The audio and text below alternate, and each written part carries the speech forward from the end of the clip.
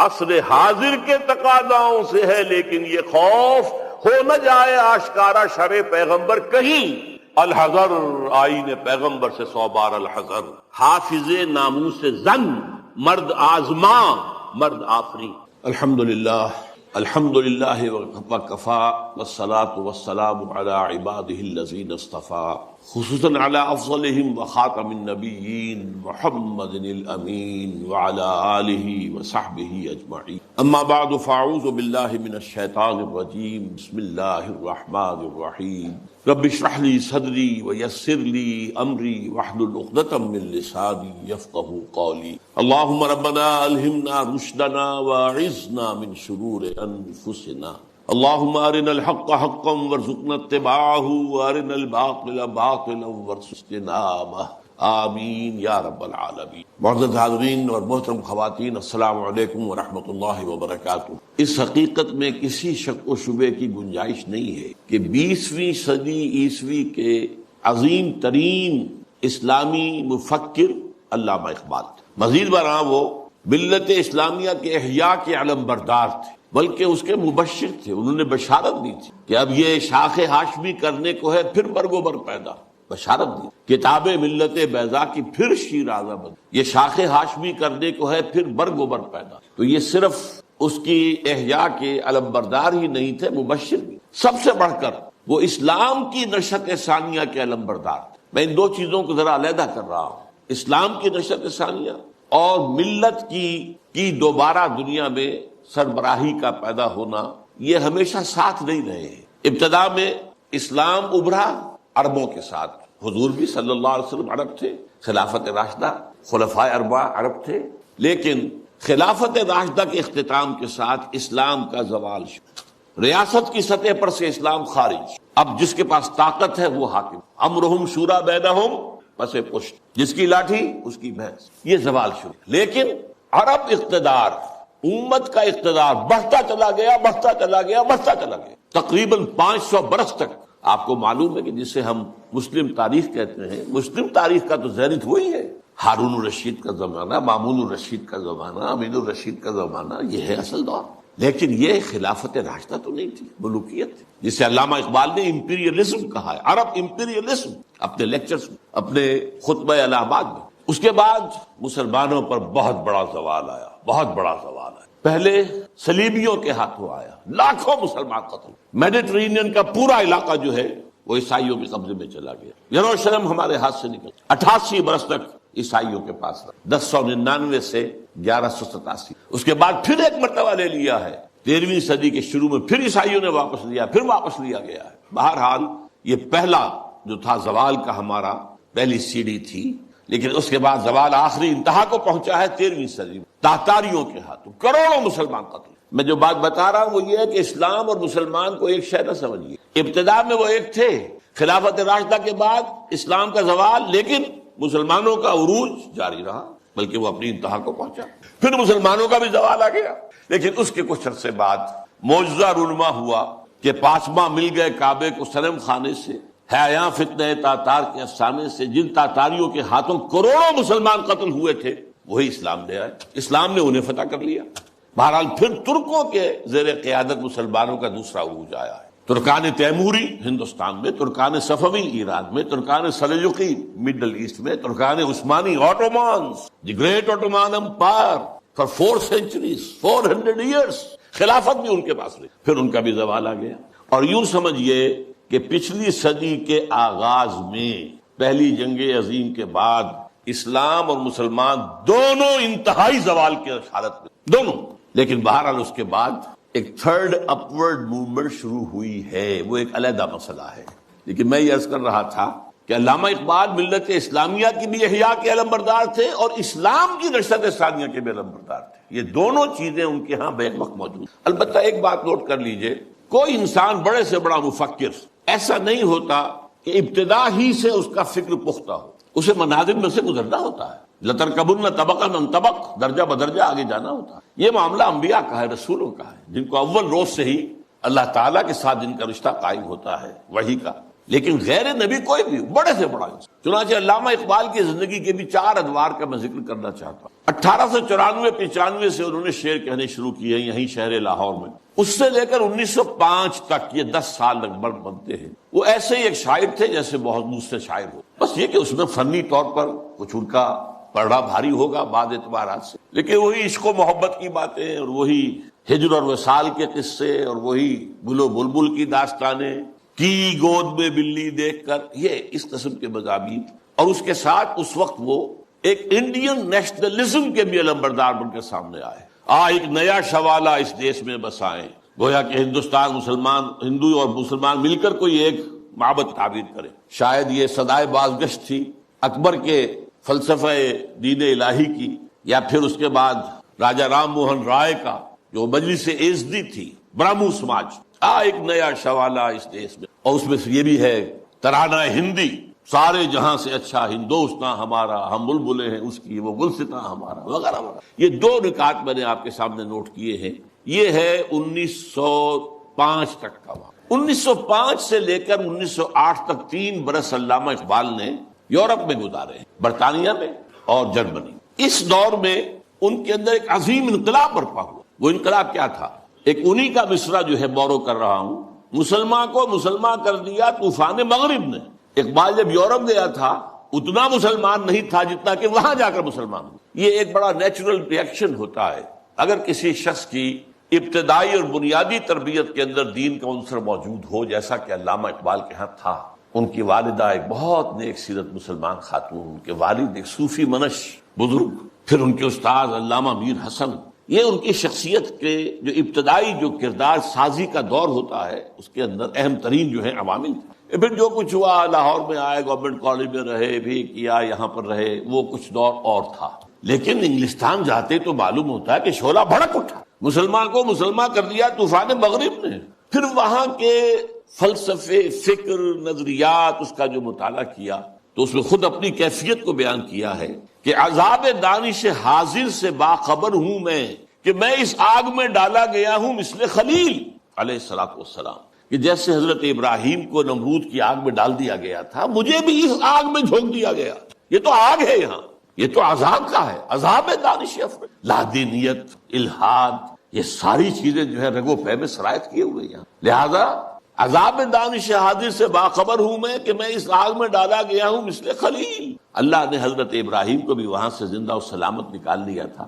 علامہ اقبال بھی وہاں سے جب آئے ہیں تو ایک مومن کا ذہن اور فکر لے کر آئے ہیں، مومن کا دل لے کر آئے. اس وقت کی ان کی جو ایکویٹی آف ویژن تھی اس کا اندازہ کیجئے. 1905 سے 8 تک کے حالات، اور انہوں نے مشاہدہ کر لیا تھا کہ فرنگ کی رگے جہاں پنجے یہود میں. اور بھی بہت لوگ جاتے آتے تھے، انگلستان جاتے تھے، کسی نے دیکھا کہ دیکھنے والوں ہی کو دکھائی دیتا ہے، صاحب بصیرت لوگوں ہی کو. تو علامہ اقبال بہت بڑے سیر تھے، دیکھنے والے. ایک تو حال کا مشاہدہ گہرا اور ایک مستقبل کے بارے میں بھی. ان کی نگاہیں بہت تیز تھی. گاہ میری نگاہ تیز چیر گئی دل وجود.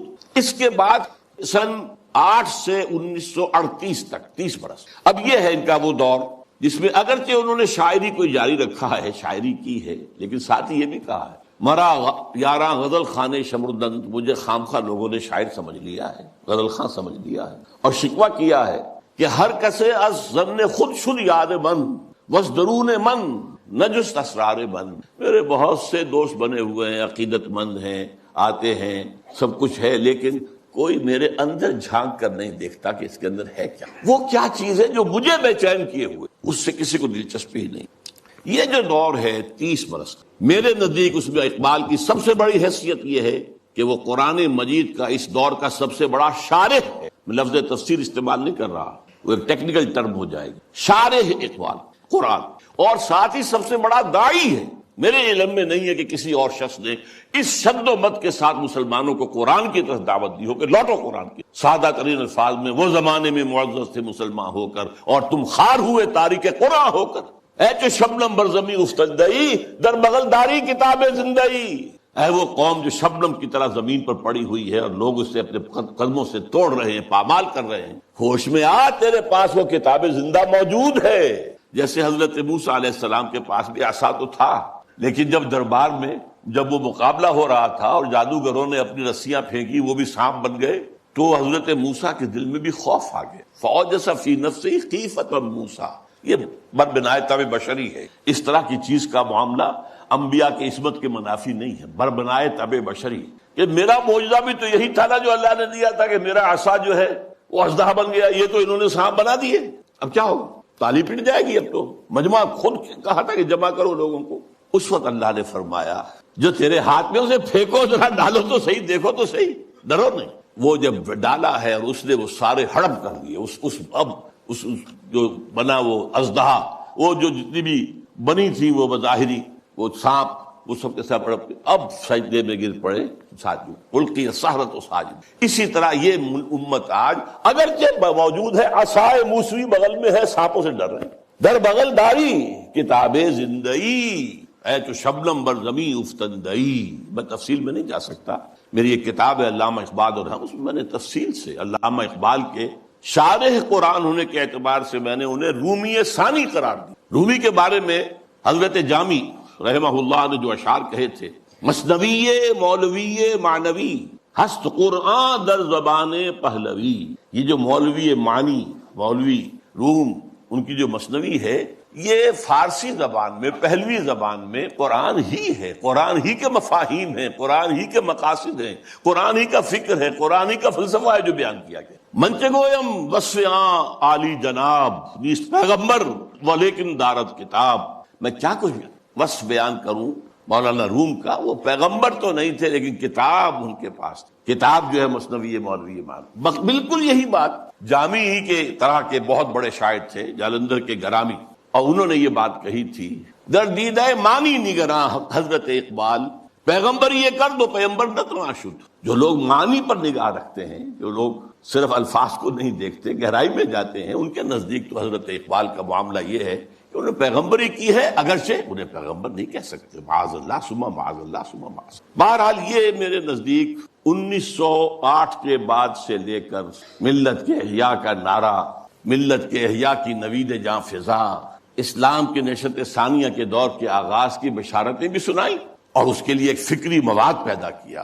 مغربی فکر پر تنقید کی, زوردار تنقید, ان کی سیاست پر تنقید کی. انسانی حاکمیت کہاں سے لے آئے ہو؟ سروری زیبا فقط اس ذات بے ہمتا کو ہے, حکمراں ہے ایک وہی باقی بتانے آزری. حاکمیت تو صرف اللہ کو ہے, کسی کو یہ حق حاصل نہیں. اللہ کی حاکمیت, انسانی حاکمیت چاہے فرد واحد کی ہو, فرعون ہو, نمرود ہو, تو جتنی بڑی نجاست کا ایک بہت بڑا, یوں سمجھئے کہ بہت بڑی گانٹھ جو ہے کسی کے سر پر رکھ دی گئی ہے, ٹنوں, وہ اگر ایک ایک ماشا کر کے سب میں بانٹ دی جائے گی تب بھی تو نجاست ہی رہے گی. انسانی حاکمیت کا تصور جو ہے وہ نجاست ہے, وہ کفر ہے, وہ شرک ہے. توحید کیا ہے؟ اللہ کی حاکمیت. معیشت پر جو ان کا نظام ہے, جس طریقے سے انہوں نے مغربی معیشت کے تار و پود بکھیرے ہیں, جس طریقے سے کہ جو یہ بینکنگ سسٹم پر انہوں نے کہا ہے, ای ملوک ای فکر چالاک یہود. یہ بینک کیا ہیں؟ یہ یہودیوں کے دھوکہ دینے والی فکر کا نتیجہ ہے. نور حق السینہ آدم ربود, آدم کے دل سے, آدم کے سینے سے وہ نور حق جو ہے, وہ جو نفخت فیہ من روحی, وہ جو روحانی عنصر ہے انسان کا, جس کا محل قلب ہے, اس کو نکال باہر کی. اور ذرا غور کیجئے, حیرت ہوتی, جذبات کی شدت. تا تہو بالا نہ گردہ دی نظام, دانش و تہذیب و دین سودائے خام. جب تک یہ بینکوں کا نظام تلپٹ نہیں کیا جاتا, جڑ سے اکھاڑ کر نہیں پھینکا جاتا, کہاں کی دانش, کہاں کی تہذیب اور کہاں کا دین؟ اندازہ کیا. عرض کیجئے جوہر اندیشہ کی گرمی کہاں, کچھ خیال آیا تھا, وحشت کا کہ صحرا جل اٹھا. پھر وطنیت, نیشن سٹیٹ کا تصور, ان تازہ خداؤں میں بڑا سب سے وطن ہے. اس دور میں میں اور ہے, جام اور ہے, جم اور, ساقی نے بنا کی روش لطف و ستم اور, مسلم نے بھی تعمیر کیا اپنا حرم اور, تہذیب کے اعظم نے ترشوائے صنم اور, نئے نئے بت. ان تازہ خداؤں میں بڑا سب سے وطن ہے, جو پیرہن اس کا ہے وہ مذہب کا کفن. نظارہ دیری نہ زمانے کو دکھا دے, اے مصطفی خاک میں اس بت کو ملا دے. اسلام تیرا دیس ہے, تو مصطفی ہے, بازو تیرا توحید کی قوت سے قوی. اب یہ تصورات سے اندازہ کی, یہ کوئی شاعری کے مضامین ہے؟ یہ وصل و ہجر کی باتیں ہو رہی ہے, کیا ہو رہا ہے؟ یا محبوب کے لب لعلین کی کا کوئی تذکرہ ہو رہا ہے, یا اس کے وہ گیسوؤں کی کوئی, تو یہ تو بات ہی کچھ اور ہے, یہ شاعری تو نہیں. نغمہ کجا و من کجا, ساز سخن بہانہ ایست سوئے قطار می کشم ناقہ بے زمام را. یہ امت جو بکھر گئی ہے، یہ لوگ فکری انتشار ہے، عملی انتشار ہے، فقہی انتشار ہے، نہ معلوم کیسے کیسے انتشار ہیں. انہیں سب کو پھر ایک لائن میں لا کر، ایک قطار میں لا کر ایک قافلے کی شکل دینا چاہتا ہوں. اس کے لیے میں نے شاعری کو اپنا ذریعہ بنایا ہے. اس میں سے بھی جو میں نے آپ کو 30 سال گنوائے ہیں، 8 سے لے کر اور 38 تک، 1908 سے 1938، آخری 8 سال بہت اہم ہے. سن 30 تا 38، اس میں جو ان کے کارنامے ہیں، ان میں سب سے بڑا کارنامہ نوٹ کر لیجئے، مسلم لیگ کی تحریک میں احیاء اسلام کا انجیکشن لگا. مسلم لیگ 1906 میں قائم ہوئی ڈھاکہ میں. اس میں نہ شامل تھے محمد علی جناح، میں ان کا نام اس لیے لے رہا ہوں، قائد اعظم نہیں کہہ رہا، اس وقت وہ قائد اعظم نہیں تھے. نہ علامہ اقبال تو تھے ہی نہیں، وہ یورپ میں تھے. لیکن یہ کہ مسٹر جناح موجود تھے ہندوستان میں، لیکن وہ کانگریس کے رکن تھے، دادا بھائی نوروجی کے سیکرٹری تھے، مسلم لیگ میں نہیں آئے. بڑی مشکل سے کہنے سننے سے مولانا محمد علی جوہر کے وہ مسلم لیگ میں آئے، لیکن پھر بھی اپنی ڈوئل ممبرشپ برقرار رکھی، کانگریس کی بھی اور مسلم لیگ، اور سر توڑ کوشش کی. اس وقت تک یوں سمجھیے کہ جو 24 برس ہیں، 6 سے لے کے 30 تک، مسلم لیگ کی حیثیت جو ہے، نمبر ایک تو یہ کوئی عوامی جماعت تھی ہی نہیں. اگر موقع ملا تو میں قائد اعظم کا بھی ایک قول اس میں نقل کروں گا. یہ ایک بس ادارہ سا تھا، کچھ بڑے ایلیٹ مسلمانوں کے، کچھ نواب زادے، کچھ جاگیردار، کچھ اور اسی اعتبار سے نمایاں لوگوں کا بس ایک انجمن تھی. اور اس کی کوشش ساری صرف یہ تھی کہ کوئی ایسا فارمولہ طے ہو جائے ہندوؤں اور مسلمانوں کے مابین کہ اگر ہندوستان ایک وحدت کی حیثیت سے آزاد ہو اور یہاں پر جدید دور کے مطابق جو ہے ون مین ون ووٹ کے حوالے سے حکومتیں بننی شروع ہوں، تو ایسا نہ ہو کہ مسلم اقلیت جو ہے وہ ہندوؤں کی اکثریت کے تلے پس کر رہے. ان کا تشخص برقرار رہنا چاہیے، ان کی حقوق برقرار رہنے چاہیے، ان کی کوئی ضمانت ہونی چاہیے. بلکہ اندیشہ یہ تھا کہ وہ ہندو اپنی 800 سالہ غلامی کا انتقام لیں گے ہم سے، یہ خوف بھی تھا. اس کو میں نیگیٹو ایلیمنٹ کہتا ہوں، یہ تحریک مسلم لیگ کا نیگیٹو ایسپیکٹ تھا. لیکن اور اس میں جان لیجئے کہ سب سے بڑا رول پلے کر رہا تھا محمد علی جناح، جسے کہا گیا تھا اتحاد کا سفیر، اور یہ ہندو ہیں دینے والے ان کو یہ خطاب.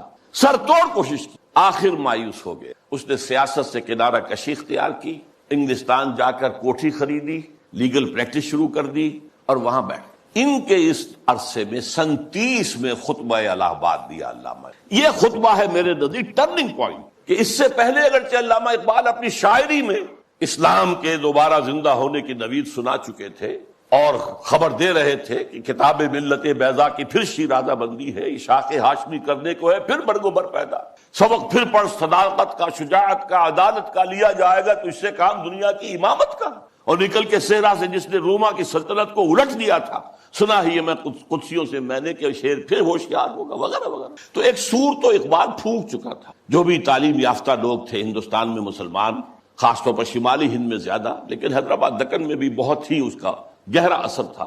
لیکن یہاں آ کر اب مسلم لیگ کے صدر کی حیثیت سے انہوں نے انجیکشن لگا. وہ انجیکشن کیا تھا؟ نمبر ایک، مسلمان ایک علیحدہ قوم ہے، قومیت کی کسی بھی تعریف پر پورے اترتے. یہ ان کا فلسفیانہ حصہ ہے اس خطبے کا. لیکن جس چیز کو میں کہہ رہا ہوں ٹرننگ پوائنٹ، انہوں نے کہا یہ ڈیسٹنی ہے، یہ تقدیر مبرم ہے کہ ہندوستان کے شمال مغرب میں ایک مسلم ریاست قائم ہوگی.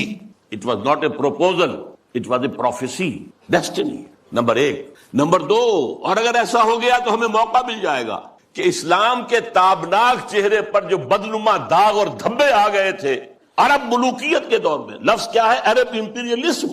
یہ بنو امیہ کا دور، یہ بنو عباس کا دور، پھر ترکان عثمانی کے دور، یہ بادشاہتیں تھی. اس میں خلافت کا تو سوال نہیں، نام خلافت کا رہا، خلفائے بنو امیہ اور خلفائے بنی عباس اور خلفائے بنو عثمان وغیرہ، آل عثمان. اب اس دور میں جو نقشہ اسلام کا آیا ہے دنیا کے سامنے، وہ ظاہر رہا بہت بدنما ہے، بہت داغدار ہے. اگر ہمیں آزاد ایک مسلمان ریاست مل جاتی ہے، ہمیں موقع مل جائے گا کہ ان بدنما داغوں اور دھبوں کو ہٹا کر دھو کر صحیح اسلام کا ایک نقشہ پوری دنیا کے سامنے پیش کر. یہ ہے پازیٹیو انجیکشن. یہاں سے مسلم لیگ کا دور ثانی شروع ہوتا. اب وہ صرف منفی نہیں تھا، اب وہ تحفظات ہی کی بات نہیں تھی، اب یہ کہ اس میں ایک مثبت، ایک مقصد، نصب العین، ایک اعلیٰ ہدف، ایک اونچا آدرش قائم ہو. اس زمانے میں احسن اکرام صاحب جو ہیں، جن کی مشہور کتابیں ہیں روض کوثر، موج کوثر، آب کوثر، بہت ہی بڑے پڑھے لکھے آدمی تھے.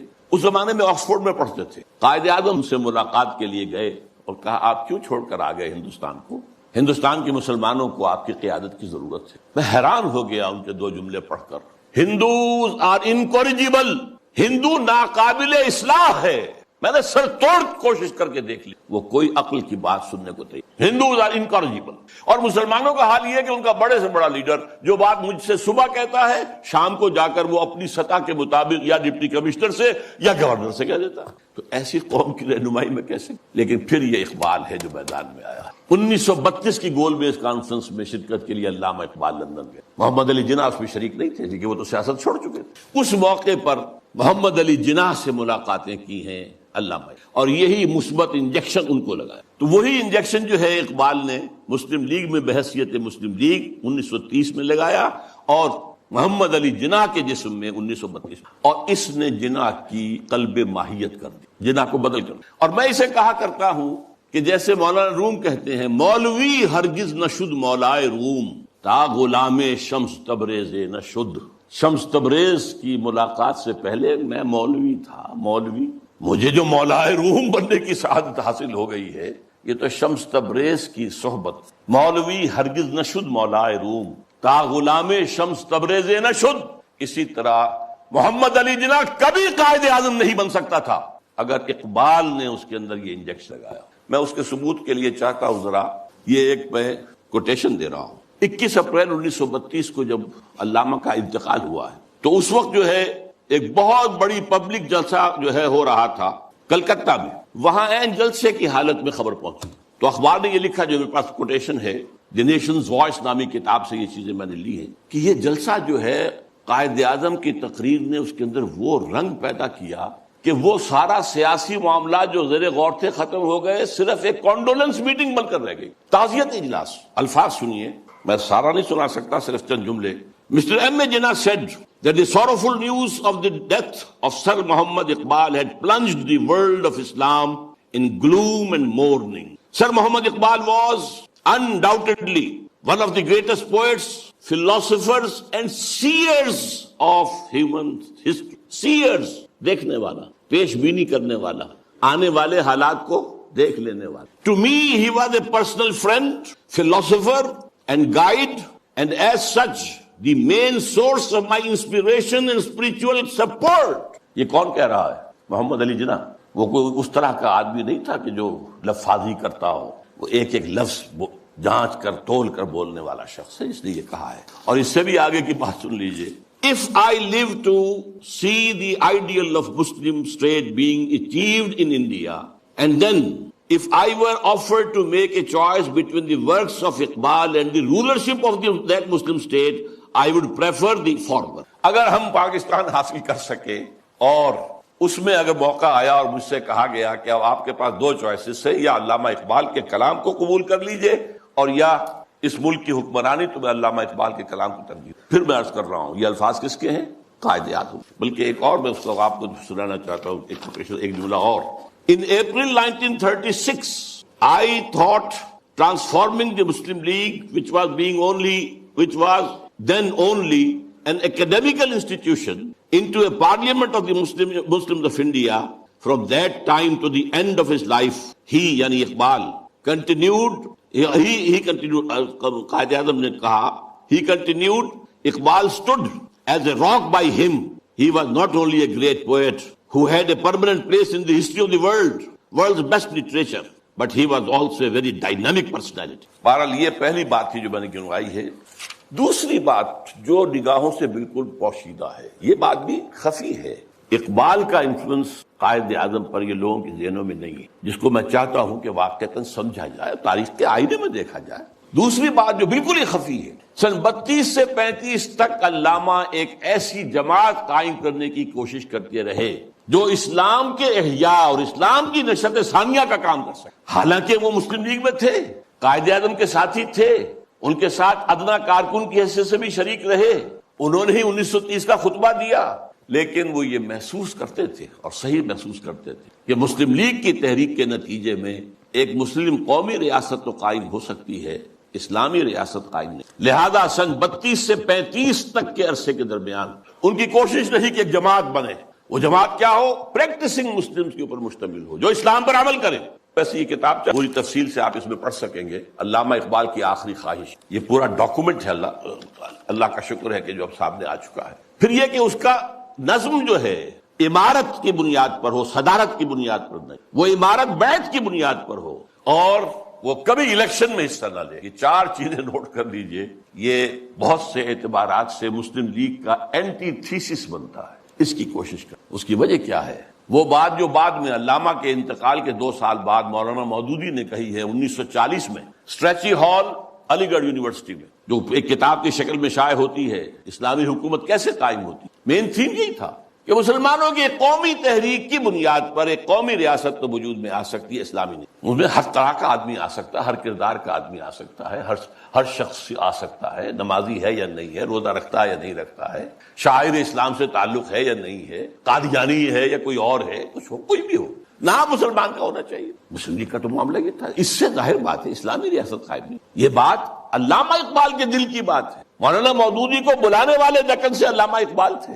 مسلم نیشن ہوڈ کی بات جو 1930 میں علامہ اقبال نے کی تھی اپنے خطبے میں، اسے نہایت سلیس پیرائے کے اندر واضح کرنے والے علامہ مولانا مودودی تھے، مسئلہ قومیت کے نام سے۔ اسی آخری دنوں میں یہ جو نظمیں ان کی آئی ہیں، جو 1935 کے بعد کہی گئی ہیں اور جو ان کی زندگی میں شائع بھی نہیں، یہ ان کے زندگی بھر کی سوچ کا نچوڑ ہے۔ ظاہر بات ہے، جو میں نے کہا تھا کہ مفکر ہو، فلسفی ہو، اس کے فکر میں ارتقا ہوتا ہے، ارتقا ہوتے ہوتے وہ اپنی انتہا کو پہنچتا ہے۔ لہذا اقبال کے فکر کا ارتقا جو ہے وہ ان نظموں میں ہے کہ جو ان کے انتقال کے بعد شائع ہوئی ہیں، ارمغان حجاز ان کی زندگی میں شائع نہیں ہوتی، چونکہ اس وقت تک اردو کی نظمیں تھیں بہت کم، علیحدہ کتابی شکل میں نہیں شائع کی گئی، بلکہ فارسی کے ساتھ ہی ملا کر اس کو فارسی اردو جمع کر کے شائع کی۔ اور دوسرے، جیسا کہ میں نے عرض کیا، انہوں نے ایک نئی جماعت کا جو ہے تصور پیش کیا اور کوشش کی کہ وہ قائم ہو۔ ایک چھوٹا سا نکتہ اور کہ میں نے اپنے لیے ایک لقب اختیار کیا ہے، یکے از رگ ہائے ساز اقبال۔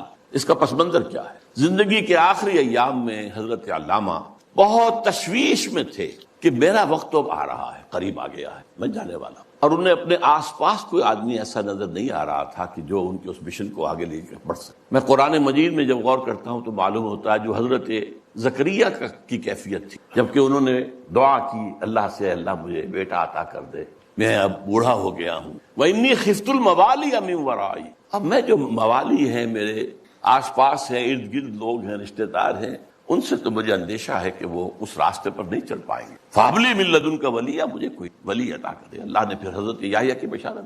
یہ تشویش تھی جو علامہ اقبال کے ذہن میں تھی۔ آخری دنوں کے ان کے 2 اشعار بہت مشہور ہیں، سرود رفت باز آیت کے نایت، نسیم از حجاز آیت کے نایت، سرآمد روزگار این فقیر دیگر دانا راز آیت کے نایت۔ اچھا، دیگر دانا راز کے بارے میں ایک اور ان کی نظم جو ہے، جو زبور عدم میں ہے، اس کا بھی مرکزی شعر یہی ہے۔ پہلا شعر بہت اہم ہے، اگرچہ میرے اس وقت کے موضوع سے متعلق نہیں ہے، لیکن میں اس کا ذکر کروں گا ضرور، اس لیے کہ علامہ کے بارے میں ایک عام غلط فہمی یہ ہے کہ وہ حضرت مہدی کے ظہور اور حضرت عیسیٰ کے نزول کے قائل نہیں تھے۔ ایسی بات غلط۔ یہ زبور عجم کی نظم سنا رہا ہوں آپ کو۔ خضر وقت از خلوت دشت حجاز آید بروں، کارواں زی وادی دور و دراز آید بروں۔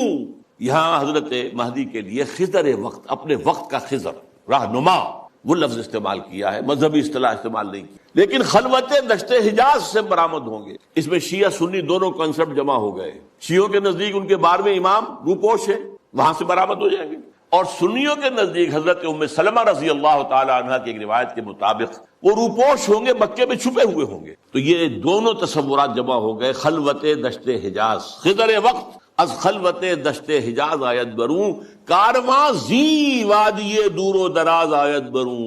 قافلہ جو چلے گا وہ اس وادی دور و دراز سے، کون سی وادی؟ جہاں اقبال تھا، اور حضور کی حدیث ہے، یخرج ناس من المشرق یوقعون للمہدی، یعنی سلطان ہی، مشرق کے ایک ملک سے فوجیں آئیں گی جو حضرت مہدی کی حکومت کو قائم کریں گی، مضبوط کریں گی۔ اس حدیث کی تعبیر ہے کہ کارواں زی وادی دور و دراز آیت بروں۔ اب اس میں ایک درمیانی شعر بھی ہے، عمر حاضر کعبہ و متخالہ می نالد حیات، تاز بزم عشق یک دانائے راز آیت بروں۔ دانائے راز جو ہے وہ کوئی روز روز پیدا نہیں ہوتا، عمر ہا، نسل بعد نسل، حیات انسانی جو ہے کعبہ اور بت خانے میں نالا کرتی رہتی ہے، فریاد کرتی رہتی ہے، فغاں کرتی، تب کہیں جا کر کوئی ایک دانائے راز برآمد. تو دانائے راز تو اب تک کوئی اور نہیں آیا ہے اقبال کے بعد. اللہ چاہے گا تو اب وجود میں آ جائے گا، ابھی تک تو نہیں. البتہ اس نظم کے آخری شعر کے حوالے سے کس قدر پیارا شعر ہے، اس میں شعریت بھی اپنی انتہا کو ہے. چنگ را گیرے دست دستم کہ کارز دست رفت، نغمام خون گشتو از رگہائے ساز آیت بروں. اے لوگو میرے ہاتھ سے یہ ساز لے لو، یہ ستار اب لے لو، میرے ہاتھ سے لے لو. میرے ہاتھ کا کام تو ہو چکا، میری انگلیوں نے اس میں ساز بھر دیا ہے، اس میں جو نغمہ ہے وہ بھر دیا ہے. نغمہ میرا نغمہ خون گشت، خون بن کر ان تاروں میں دوڑ رہا ہے جیسے انسانی رگوں کے اندر خون دوڑتا ہے. از رگہائے ساز آیت بروں، یہاں سے خود بخود باہر نکلے گا. چنانچہ بہت سے لوگوں نے، اللہ کا شکر ہے، کام کیا ہے. مرزا محمد منور صاحب بھی ہیں ہمارے جنہوں نے یہ کام کیا ہے، چودھری مظفر حسین صاحب بھی ہیں، اب ڈاکٹر فتح محمد ملک ہے، اور لوگ بھی بہت سے ہیں. تو میں ان کو کہتا ہوں رگہائے ساز اقبال. لیکن میں نے خود اپنے لیے یہ لقب اختیار کیا ہے، یکے از رگہائے ساز اقبال، اقبال کے ساز کے تاروں میں سے ایک تار میں. اب میں چاہتا ہوں کہ ذرا اس آخری جو نظم ہے ان کی زندگی کی، اور جس میں میرے نزدیک ان کا پیغام جو ہے امت مسلمہ کے نام، وہ جامعیت کے ساتھ آ گیا ہے تمثیلی پیرائے میں. یہ ابلیس کی مجلس شورا ہے. میں حیران ہوتا ہوں کہ محسوس ہوتا ہے کہ آج کل کہیں یہ مجلس شورا جو ہے کہیں منعقد ہوئی ہے حال ہی، اور یہ 80 سال پہلے کی بات. ابلیس صاحب جو ہیں صدر ہیں، ظاہر بات ہے اس اپنی مجلس شورا کے، وہ پہلے اوپننگ ایڈریس کر رہے ہیں. یہ عناصر کا پرانا کھیل، یہ دنیائے دوں.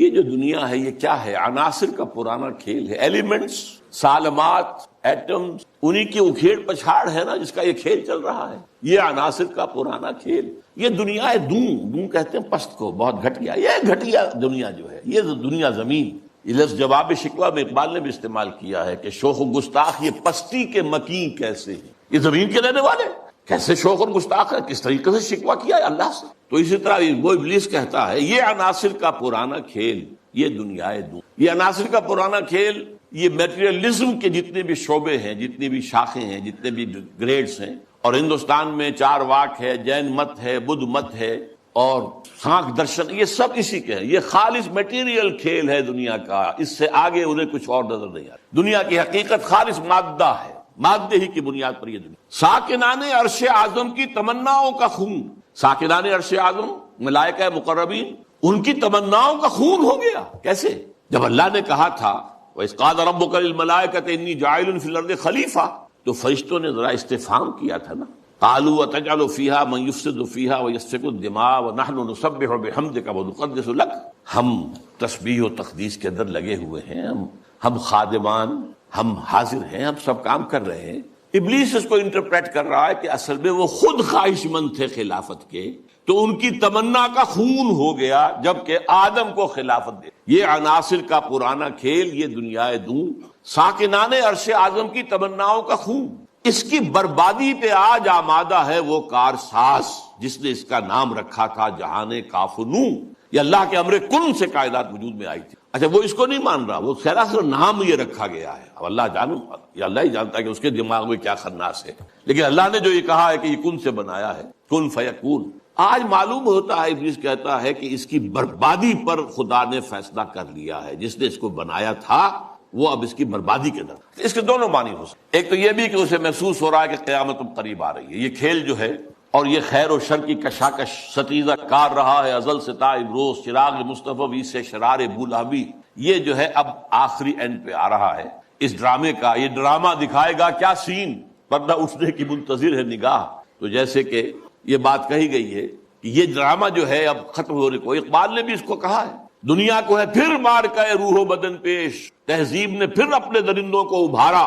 اللہ کو پامر دیے مومن پہ بھروسہ، ابلیس کو یورپ کی مشینوں کا سہارا. تو وہ بھی محسوس کر رہا ہے کہ شاید اب وہ قیامت ختم ہے اور یہ کھیل اب آخری سین پر آ گیا. اور شاید اس کا مفہوم یہ ہو کہ اس دنیا میں ہم نے شر کا، شرک کا، الحاد کا، یہ سارے بے حیائی کا، بے شرمی کا، سودی نظام کا، انسانی حاکمیت کا، یہ سارا کھیل ہم نے بنایا ہے. معلوم ہوتا ہے کہ یہ اب ختم ہونے پہ ہے. معلوم ہوتا ہے کہ یہ اب وہ جو کارساز ہے وہ اب اس کو آخری جو ہے اس مقابلے کے اندر ملیا بیٹ کر دینے کے در پہ ہے. اس کی بربادی پہ آج آمادہ ہے وہ کارساز جس نے اس کا نام رکھا تھا جہان کافنوں، اور اس کے بعد اب لاف زنی کر رہا ہے، میں نے یہ کیا، میں نے یہ کیا، میں نے یہ کیا، میں نے یہ کیا۔ کون ہے جو میرے اس سارے معاملے کو ختم کر سکے؟ میں نے دکھلایا فرنگی کو ملوکیت کا خواب، فرنگی ویسٹرن امپیریلزم، ملوکیت کا خواب، دنیا فتح کرو، کولونائز کرو، یہ تو پہلا خواب تھا۔ لیکن اس کے بعد انہوں نے اس سے بہتر خواب دیکھ لیا ہے کہ خامخواہ جا کر آکوپائی کرنے سے کیا فائدہ ہے۔ سودی نظام میں اور بینکنگ کے نظام میں اور انٹرنیشنل کمپنیوں کے نظام میں اور گلوبلائزیشن کے ذریعے اور ٹرپ کے ذریعے سے خون چوستے رہو، وہ رہے اپنی اپنی جگہ پر۔ ہم وہاں جا کر ان پر حملہ کریں گے، انہیں فتح کریں گے تو رد عمل بھی تو پیدا ہوگا نا، خون ریزی بھی تو ہوگی، وہ کوشش بھی کرتے رہیں گے کہ وہ آزادی حاصل کریں، ہمیں ماریں گے۔ تو اب یہ جو نیا امپیریلزم ہے، مالیاتی امپیریلزم، یہ اب ہے، یہ سارا خواب فرنگی کو میں نے دکھایا، میں نے دکھلایا فرنگی کو ملوکیت کا خواب، میں نے توڑا مسجد و دیر و کلیسا کا فسون، یہ مسجد اور دیر اور کلیسا اور مندر اور یہ اور وہ، اس کا سارا اثر میں نے ختم کر دیا۔ کیا کیا؟ سیکولرزم کی پٹی بڑھا دی، بھائی یہ علیحدہ انسان کا انفرادی معاملہ ہے، کوئی مسجد میں جائے، مندر میں جائے، کہیں اور جائے، وہاں جائے، یہاں جائے، کلیسا میں جائے، سینیگوگ میں جائے، کہاں جائے، کوئی نہیں، جاؤ۔ لیکن ملکی نظام، ملکی قانون، حکومت، ریاست، معیشت، معاشرت، اس کا کوئی تعلق نہیں کسی مذہب سے۔ جو بھی اثرات تھے، جو بھی ہولڈ تھا مذاہب کا، آخر خدا کو تو مانتے تھے نا۔ اس دور حاضر سے قبل جو ہے انسان کی گمراہی صرف ایک تھی، شرک۔ وہ کیا ہے؟ ایک بڑے خدا کے ساتھ چھوٹے چھوٹے خداؤں کو بھی ماننا۔ بڑے خدا کا انکار نہیں تھا۔ اب کیا کیا گیا ہے؟ اس بڑے خدا کو اٹھا کے مسجد میں بند کر دو، مندر میں بند کر دو، سینیگوگ میں بند کر دو، چرچ میں بند کر دو، اور جہاں پورا ہمارا نظام یہ ہم چلائیں گے۔ وہی آپ نے سوورنٹی belongs to us، ہم جو چاہے کریں۔ لہذا میں نے دکھلایا فرنگی کو ملوکیت کا خواب، امپیریلزم، اور میں نے توڑا مسجد و دیر و کلیسا کا فسون، سیکولرزم۔ میں نے ناداروں کو سکھلایا سبق تقدیر کا، ناداروں کو، غریبوں کو میں نے کہا بھائی ٹھیک ہے، یہ تمہاری قسمت ہے، تم کسان ہو، ہاری ہو، تمہاری قسمت یہی ہے، اس کی طرف سے ہے، رب کی طرف سے ہے۔ کوئی بغاوت کا خیال پیدا نہ ہو جائے، کہیں کو کھڑے ہو کر کوئی ریزسٹنس کی موومنٹ شروع نہ کر دینا، تقدیر ہے، تن بتقدیر، تقدیر کے حوالے۔ میں نے ناداروں کو سکھلایا سبق تقدیر کا، میں نے منعم کو دیا سرمایہ داری کا جنوں۔ یہ لفظ منعم جو ہے عربی کا، یہ منعم بھی ہو سکتا ہے، منعم بھی ہو سکتا ہے۔ منعم اس میں فاعل ہے، منعم اس میں مفعول ہے۔ منعم نعمتیں دینے والا، منعم جس کو نعمتیں دی گئیں۔ یعنی یہ بھی ہو سکتا ہے کہ پہلے جن کے پاس دولت ہوتی تھی وہ اس کو خیرات کرتے تھے، صدقات کرتے تھے، خیر کے کاموں میں لگاتے تھے، پن کے ثواب کے کاموں میں لگاتے تھے۔ میں نے اس کے بجائے کہا بیگم پاگل ہو گئے ہو، جمع کرو سرمایہ داری۔ میں نے منعم کو دیا سرمایہ داری کا جنوں، اور جس کے پاس فاضل سرمایہ دولت اللہ نے دی تھی، اس کا جو طریقہ تھا کہ یسألونک ماذا ينفقون قل العفو، میں نے کہا نہیں، جو بھی ہے جمع کرو، جمع فاوعا، جس نے جمع کیا اور خوب پھر سینچ کر رکھا، سنبھال کر رکھا، بچا کر رکھا، یا کہا جمع مالا وعددہ یحسب ان مالہ اخلدہ۔ یہ سبق میں نے دولت مند کو سکھا دیا۔ تو میں نے ناداروں کو سکھلایا سبق تقدیر کا، میں نے منعم کو دیا سرمایہ داری کا جنوں۔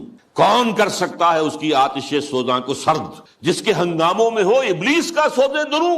کون ہے؟ میں نہیں ماننے کو تیار کہ ہمارے اس پورے کھیل کو کوئی طاقت ہے ایسی کہ جو ختم کر سکے۔ یہ لفظ نہیں کر رہا ہے، آخر کچھ خود سیلف ایشورنس کے لیے بھی کچھ ساتھیوں کی بھی دل بڑھانا ہوتا ہے نا۔ آخر چاہے آدمی دیکھ رہا ہو کہ I am fighting a losing battle, لیکن پھر بھی ساتھیوں کو تو برقرار رکھنے کے لیے دل بڑھانا، کو دل جوئی کرنا، کو حوصلہ دینا۔ کون کر سکتا ہے اس کی آتش سوزاں کو سرد، جس کے ہنگاموں میں ہو ابلیس کا سودے دروں، اور جس کی شاخیں ہو ہماری آبیاری سے بلند؟ کون کر سکتا ہے اس نخل کہن کو سرنگوں؟ بس یہ خطاب تو ختم ہو گیا۔ لیکن سوال یہ سمجھ میں نہیں آیا کہ آپ نے یہ مجلس شورا بلائی کائے کے لیے؟ تو اب پہلا مشیر جو ہے وہ گویا ہوتا۔ اس میں کیا شک ہے کہ محکم ہے یہ ابلی نظام؟ آپ نے جو فرمایا سچ کہا، یہ ابلیسی نظام، یہ سیاسی نظام، یہ liberal democracy human sovereignty basis پر، اور یہ جوئے اور سود پر مبنی سارا ظالمانہ استحصالی نظام معاشی، اور یہ بے حیائی کہ انسان حیوان بن گیا ہے۔ تو اقبال نے اپنی وہ جو ذرا غزلیں ان کی باغ درا کے آخر میں ہیں، کچھ استہزائیہ انداز میں بھی ہے. یہ کوئی دن کی بات ہے، مرد ہوش مند غیرت نہ تجھ میں ہوگی نہ زن اوٹ چاہے گی، وہ اوٹ بھی نہیں رہے گی. معاملہ اس درجے جو ہے فحاشی کی انتہا کو پہنچا ہوا ہے. آپ کو معلوم ہے جو کچھ یورپ میں ہوتا ہے، ریلوے اسٹیشن کے پلیٹ فارم کے اوپر کھڑے ہوئے جو کچھ کر رہے ہوتے ہیں وہ سب کے سامنے موجود ہے. اس میں کیا شک ہے کہ محکم ہے یہ ابلیسی نظام. پختہ تر اس سے ہوئے غلامی میں عوام، یہ بہت اہم ہے. عوام کے اندر ایک پیسیمسٹک ایک انداز پیدا ہو چکا. وہ ایکٹیوسٹ نہیں ہے، اب وہ کام کرنے کو تیار نہیں ہے. ہوئے غلامی میں پختہ ہو گئے، دبے رہنے کے لیے تیار ہیں، ایکسپلائٹ کیے جانے کے لیے تیار ہیں. پختہ تر اس سے ہوئے غلامی میں عوام ہے. ازل سے ان غریبوں کے مقدر میں سجود ان کی فطرت کا تقاضا ہے. نماز بے قیام، نماز بے قیام کسے کہتے ہیں؟ وہ نماز جس میں قیام نہ ہو. نماز میں قیام ہے، پھر رکوع ہے، پھر سجود ہے، پھر سجود ہے، پھر کھڑے ہونا ہے. لیکن ان لوگوں کی نماز اب وہ ہے جس میں قیام ہے ہی نہیں. رکوع ہی رکوع ہے یا سجود ہی سجود ہے. ہر جگہ جو ہے ماتھا ٹیکے ہوئے بیٹھے ہوئے ہیں، اور ہر جگہ پر جو ہے اس پورے سارے نظام کو، ظالمانہ نظام کو قبول کیے ہوئے. کچھ طلب تقدیر ہیں، کچھ کہتے ہیں مجبور ہیں، کیا کریں. کچھ حال مست ہیں، کچھ مال مست ہیں، لیکن یہ کہ کوئی بھی اس کے عام مقابلے میں آنے کو تیار نہیں. آرزو اول تو پیدا ہو نہیں سکتی، کہیں پیدا تو مر جاتی ہے یا رہتی ہے خام. آرزو، امنگ، کوئی اعلیٰ اونچا خیال، کوئی اونچا اعلیٰ نصب العین، کوئی اونچا آدرش، کچھ یہ ہے ہی نہیں. حیوان کی سطح پر آرزو اول تو پیدا ہو نہیں سکتی، کہیں پیدا تو مر جاتی ہے یا رہتی ہے خام. اگر ہو بھی جائے تو مر جاتی ہے فوراً. یعنی یوں سمجھیے کہ اول تو زمین بنجر ہے، یہاں سے کسی چیز کی رویدگی کا امکان ہی نہیں. اگر کوئی چیز اگ بھی آئے تو اس فضا کے اندر آکسیجن ہی نہیں ہے، پروان کیسے چڑھے گی؟ ہوا اسے آکسیجن دینے کو تیار ہی نہیں، لہذا وہ مر جاتی. ہو کہیں پیدا تو مر جاتی ہے یا رہتی ہے خام. یہ ہماری صحیح فہم کی کرامت ہے کہ آج صوفی و ملا ملوکیت کے بندے ہیں تمام. یہ بڑی تلخ بات ہے جو اقبال نے کہی ہے، لیکن بہت بڑی تلخ لیکن حقیقت پر مبنی بات ہے. صوفی و ملا ملوکیت کے بندے ہیں تمام. خلافت راشدہ کے بعد جو نظام ہمارا چلا ہے اس میں صوفی و ملا، علماء اور صوفیاء، ان کا نظام کیا تھا؟ ملوکیت کو سپورٹ، ایک نیگیٹو سپورٹ ہے. خانقاہوں میں بیٹھو، اللہ اللہ کیے جاؤ، ضربیں لگائے جاؤ، یہ کیے جاؤ، اپنا تزکیہ کیے جاؤ، مانجھے جاؤ اپنے آپ کو، رگڑے جاؤ، اسی میں زندگی بتا لو، چھوڑ کر اوروں کی خاطر یہ جہان بے ثبات. اب باہر کیا ہو رہا ہے کیا نہیں ہو رہا ہے اسے کوئی غرض نہیں. شیطان ننگا ناچ رہا ہے، ناچے، ہمیں سے کیا غرض. ہمارے پاس تو آئے ہیں اتنے طالب ہیں، اتنے وہ سالک ہیں، وہ فلاں سالک آج اس مقام پر پہنچ گیا ہے، آج یہ مقامات، یہ سالک مقامات میں کھو گیا اور یہ امت خرافات میں کھو گئی. یہ سارا معاملہ جو ہے، اور ملا کا معاملہ کیا ہے؟ دو طرف سے. ملا نے سب سے پہلے، ہمارے فقہا نے متغلب کی حکومت کو جائز قرار دیا. یعنی اگر کوئی شخص اپنی قوت کے بل پر آ کر حکومت پر قبضہ کر لے تو جائز، اور حکمران کے خلاف کوئی بغاوت نہیں کر سکتے جب تک کہ وہ تمہیں کفر کا حکم. کفر کا کائے کو حکم دے گا؟ وہ اپنے عیش بنائے گا، اپنے محل بنائے گا، اپنے رنگ نلیاں کرے گا، اپنے آپ کو کفر کا حکم دینے کی ضرورت کیا ہے؟ یہ تصور ہے جو سنی اسلام کے اندر اس کی رگوں میں چلا گیا اور اس نے سن کر دیا. استثناء اگر ہے تو شیعہ اسلام ہے، وہ تسلیم نہیں کرتے، چاہے کھڑے نہ ہو، مقابلہ نہ کرے، تسلیم نہیں کرتے، ذہناً ریکنسائل نہیں کرتے، نفرت کرتے. یہی ان کی پوری تاریخ کے اندر ہے. لیکن ہمارے ہاں کیا ہے؟ شیخ الاسلام بن کر بیٹھے ہوئے. استاد نے، امام ابو حنیفہ نے تعاون گوارا نہیں کیا اس ملوکیت کے ساتھ. عہدے کی پیشکش کی گئی، قاضی القضات ہو جاؤ گے تمہارا فتویٰ جو ہوگا وہی قانون بن جائے گا. ان کا نہیں، ہرگز. جیل کاٹی، مارے کھائیں. شاگرد نے قاضی ابو یوسف عہدہ قبول کر کے تعاون شروع کر دیا. استاد نے کہا تھا مزارعت حرام، جس کی زمینیں خود کاشت کرے. شاگرد صاحب نے کچھ تھوڑی سی شرطیں لگا کے مزارعت جائز. کیوں؟ ملوکیت کے پاؤں ہوتے ہیں جاگیردار. وہ جیسے کنسلا ایک ہم کہتے ہیں، ایک جانور ہوتا ہے جس کے بہت پاؤں ہوتے ہیں، سینٹی پیڈ اور اس طرح پاؤں، ایسے ہی جاگیرداری کے پاؤں ہوتے ہیں. یہ 30 ہزاری منصبدار ہے، یہ 20 ہزاری منصبدار ہے، یہ 10 ہزاری ہے، یہ 5 ہزاری ہے. ان پاؤں پر ملوکیت کھڑی ہوتی. یورپ میں کیا تھا؟ یہی فیوڈلز، بیرنز، لارڈز، ان کے اوپر بادشاہ. لہذا اور آپ نے دے دی بڑی جاگیر، لیکن ایک آدمی کیسے کاشت کرے گا؟ اسے مزارع چاہیے. ابو حنیفہ کہہ رہا ہے حرام ہے، کیسے بات بنے گی؟ لیکن نہیں، جواز ہے، یہ شرطیں لگا لو جواز۔ نمبر 3، اس سے بھی زیادہ تلخ، سود کی بھی ایک گنجائش اسلام میں پیدا کر۔ یہ ہماری فقہ، آپ جان لیجئے، فقہ کی بات کر رہا ہوں، کتاب و سنت ہے ہمارا دین اصل۔ ایتونی بشیء من کتاب اللہ و سنت رسولہ حتی اقول، یہ فقہ دین نہیں ہے۔ اور نمبر 2، علماء نے علم کلام کی جو بھی بات کی ہے، جو ان چیزوں کو جو بعض طبیعیاتی مسائل ہیں ان کو بحث کا، نزاع کا جو موضوع بنایا ہے، یہ دونوں چیزیں بھی، وہ سے بھی عمل کا جذبہ سرد ہو جاتا ہے۔ تو یہ پیسیفیکیشن جو ہے، پیسیفائی کر دینا عوام، طلب تقدیر ہو جانا، کوئی متغلب ہے تو کوئی بھی ہے بھائی طاقت والا ہے، آ گیا ہے، اب تو ماننا ہے، اب تو وہی امیر المومنین ہے، اب تو اسی کا حکم ماننا ہے، الا یہ کہ وہ کفر کا حکم دے بس۔ اور یہ کہ جاگیرداری جو ہے وہ جائز ہے، حالانکہ آپ کے علم میں رہنا چاہیے۔ پہلا مجدد اور مجدد کامل عمر بن عبدالعزیز، انہوں نے صرف 2 کام ہی تو کیے تھے نا، کیا تجدید کی تھی؟ ابھی نہ فرقہ بدت پرستی تھی، نہ فرقہ بندی تھی، نہ علم کلام تھا، نہ شاعرہ تھے، نہ اور لوگ تھے، کوئی بحثیں تھی ہی نہیں۔ 2 ہی چیزیں تھی، ایک موروثی بادشاہت اور دوسرے جاگیریں، 2 ہی تو کام کیے انہوں نے کہا مجھے چونکہ نامینیٹ کیا ہے ایک شخص نے خلیفہ، میں نہیں تیار ہوں اس کو قبول کرنے کے لیے، الا یہ کہ لوگ چاہیں، لوگوں نے کہا ہم چاہتے۔ پہلی کی بات ختم ہو گئی۔ دوسری، انہوں نے منگائی قینچی اور ساری دستاویزات منگوا لی جو جاگیریں دی گئی تھیں ان سے پہلے، اور وہ سب قینچی سے، شریڈر اس وقت تک ایجاد نہیں ہوا تھا، بڑا ورنہ آسان کام ہو جاتا، وہ قینچی سے سارے قطر کے پھینک دی، کوئی جاگیر۔ لیکن اس کے بعد کیا ہوا؟ جاگیرداری بھی آئی، غیر حاضر زمینداری آئی، یہ سارے شیطانی جو ہے چکر سارے کے سارے آ گئے۔ تو فرمایا یہ ہماری سعی پہم کی کرامت ہے کہ آج صوفی و ملا ملوکیت کے بندے ہیں تمام۔ طب مشرق کے لیے موضوع یہی افیون تھی، ورنہ قوالی سے کچھ کم تر نہیں علم کلام۔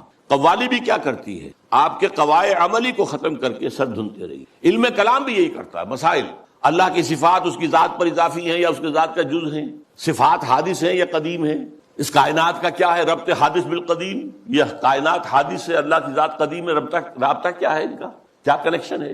یہ مسائل جو لا ینحل ہے، یہ اس ماورا اس طبقے سے تعلق ہے ان تمام کا کہ ان کو حل ممکن نہیں۔ قرآن نے، حدیث نے ان کو چھیڑا ہی نہیں ہے۔ اپنی جگہ مسائل ہے، فلسفے میں بحثیں ہوتی ہیں، گفتگویں ہوتی ہیں، لیکن یہ کہ ان کو موضوع بنا لینا، انہی پر بحثیں ہونا۔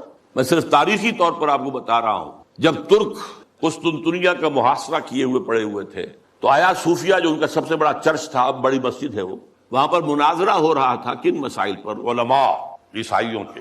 ایک سوئی کی نوک پر کتنے فرشتے آ سکتے ہیں؟ حضرت عیسیٰ کی ولادت کے بعد بھی حضرت مریم کنواری رہ گئی یا نہیں؟ اور جو لاسٹ سپر میں روٹی کھائی تھی حضرت عیسیٰ نے، وہ خمیری تھی یا فطیری تھی؟ ان مسائل پر بحثیں ہو رہی ہیں آیا صوفیہ میں، اور وہاں لشکر مسلمانوں کا پڑا ہوا گھیرے ہوئے۔ یہی حال ہمارا ہے ہندوستان میں، انگریز آ چکا ہے، بنگال سے آگے بڑھ رہا ہے، ہماری حکومتیں جو چھوٹے چھوٹے یہ ہیں سلطان بیٹھے ہوئے ہیں، نواب ختم ہو رہے ہیں، اور ہمارے علماء میں سے جو ٹاپ کے علماء، 2 جن کا میں اس وقت نام نہیں لینا چاہتا کہیں خامخواہ ایک سوء ظن اشخاص سے نہ ہو جائے، کن مسائل پر گفتگو کر رہے ہیں؟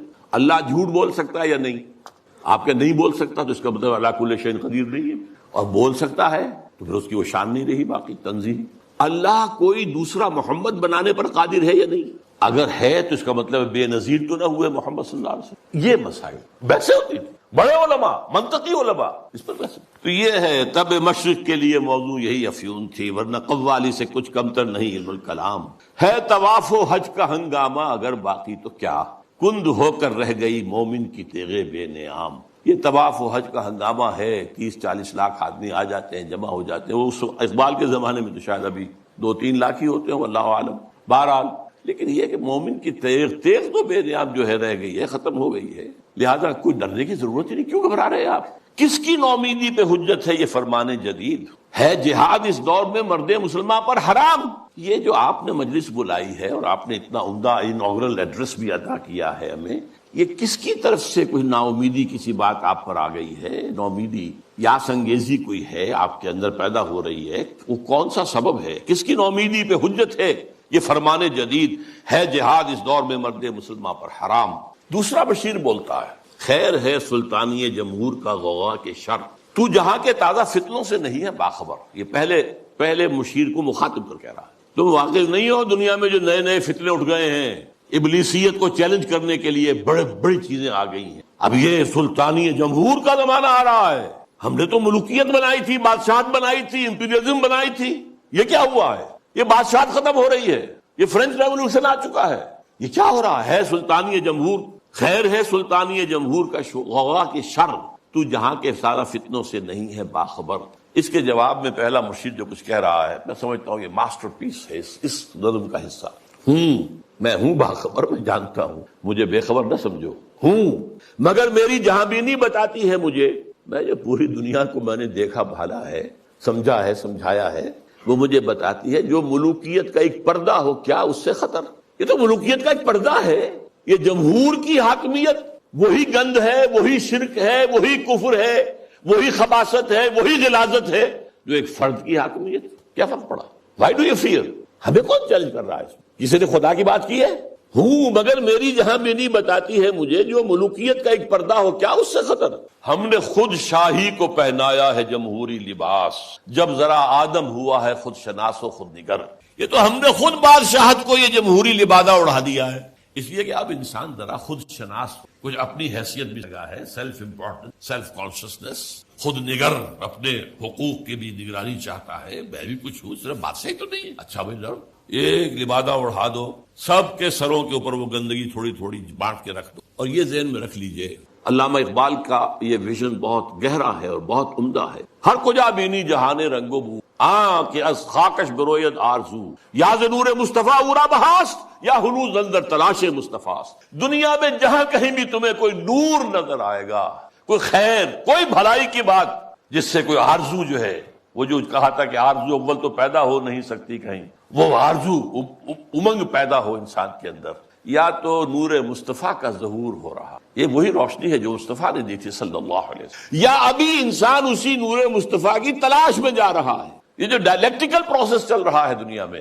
یہ کشاں کشاں جا رہا ہے اسی نظام کی طرف جو محمد نے دیا تھا صلی اللہ علیہ وسلم۔ یہ بات تو بعد میں بھی آئے گی ذرا، اس وقت یہ ہے کہ یہ خود شناسی اور خود نگری یہ محمد کی ادا کرتا ہے صلی اللہ علیہ وسلم۔ یہ خلیفہ راشد نمبر 2 ہیں حضرت عمر فاروق، جن کا تاریخی جملہ ہے، ایک صوبے کے گورنر نے، غالباً ایران کے گورنر نے، حضرت سعد بن ابی وقاص تھے غالباً، انہوں نے اپنے مکان کے باہر ڈیوڑی بنا دی اور ایک پہرے دار کھڑا کر۔ اب یہ تو نہیں کہ ہر وقت کوئی آئے اور ملنے کے لیے تیار ہو، آخر گورنر ہے، اس کا بھی کوئی پرائیویسی ہوتی ہے، ٹائم ہے۔ پرچہ نویس ہوتے تھے، انہوں نے خبر بھیج دی حضرت عمر کو کہ سعد نے یہ کام کیا ہے۔ آپ نے خط دے کر ویلچی کو بھیجا اور کہا پہلے جا کر اس ڈیوڑی کو آگ لگا دینا اور پھر میرا یہ خط دینا۔ اور خط میں کیا لکھا؟ انسانوں کو ان کی ماؤں نے آزاد جانا تھا، تم کون ہوتے انہیں اپنا غلام بنانے کے لیے؟ Who are you؟ تم نے انہیں اپنا غلام بنا لیا۔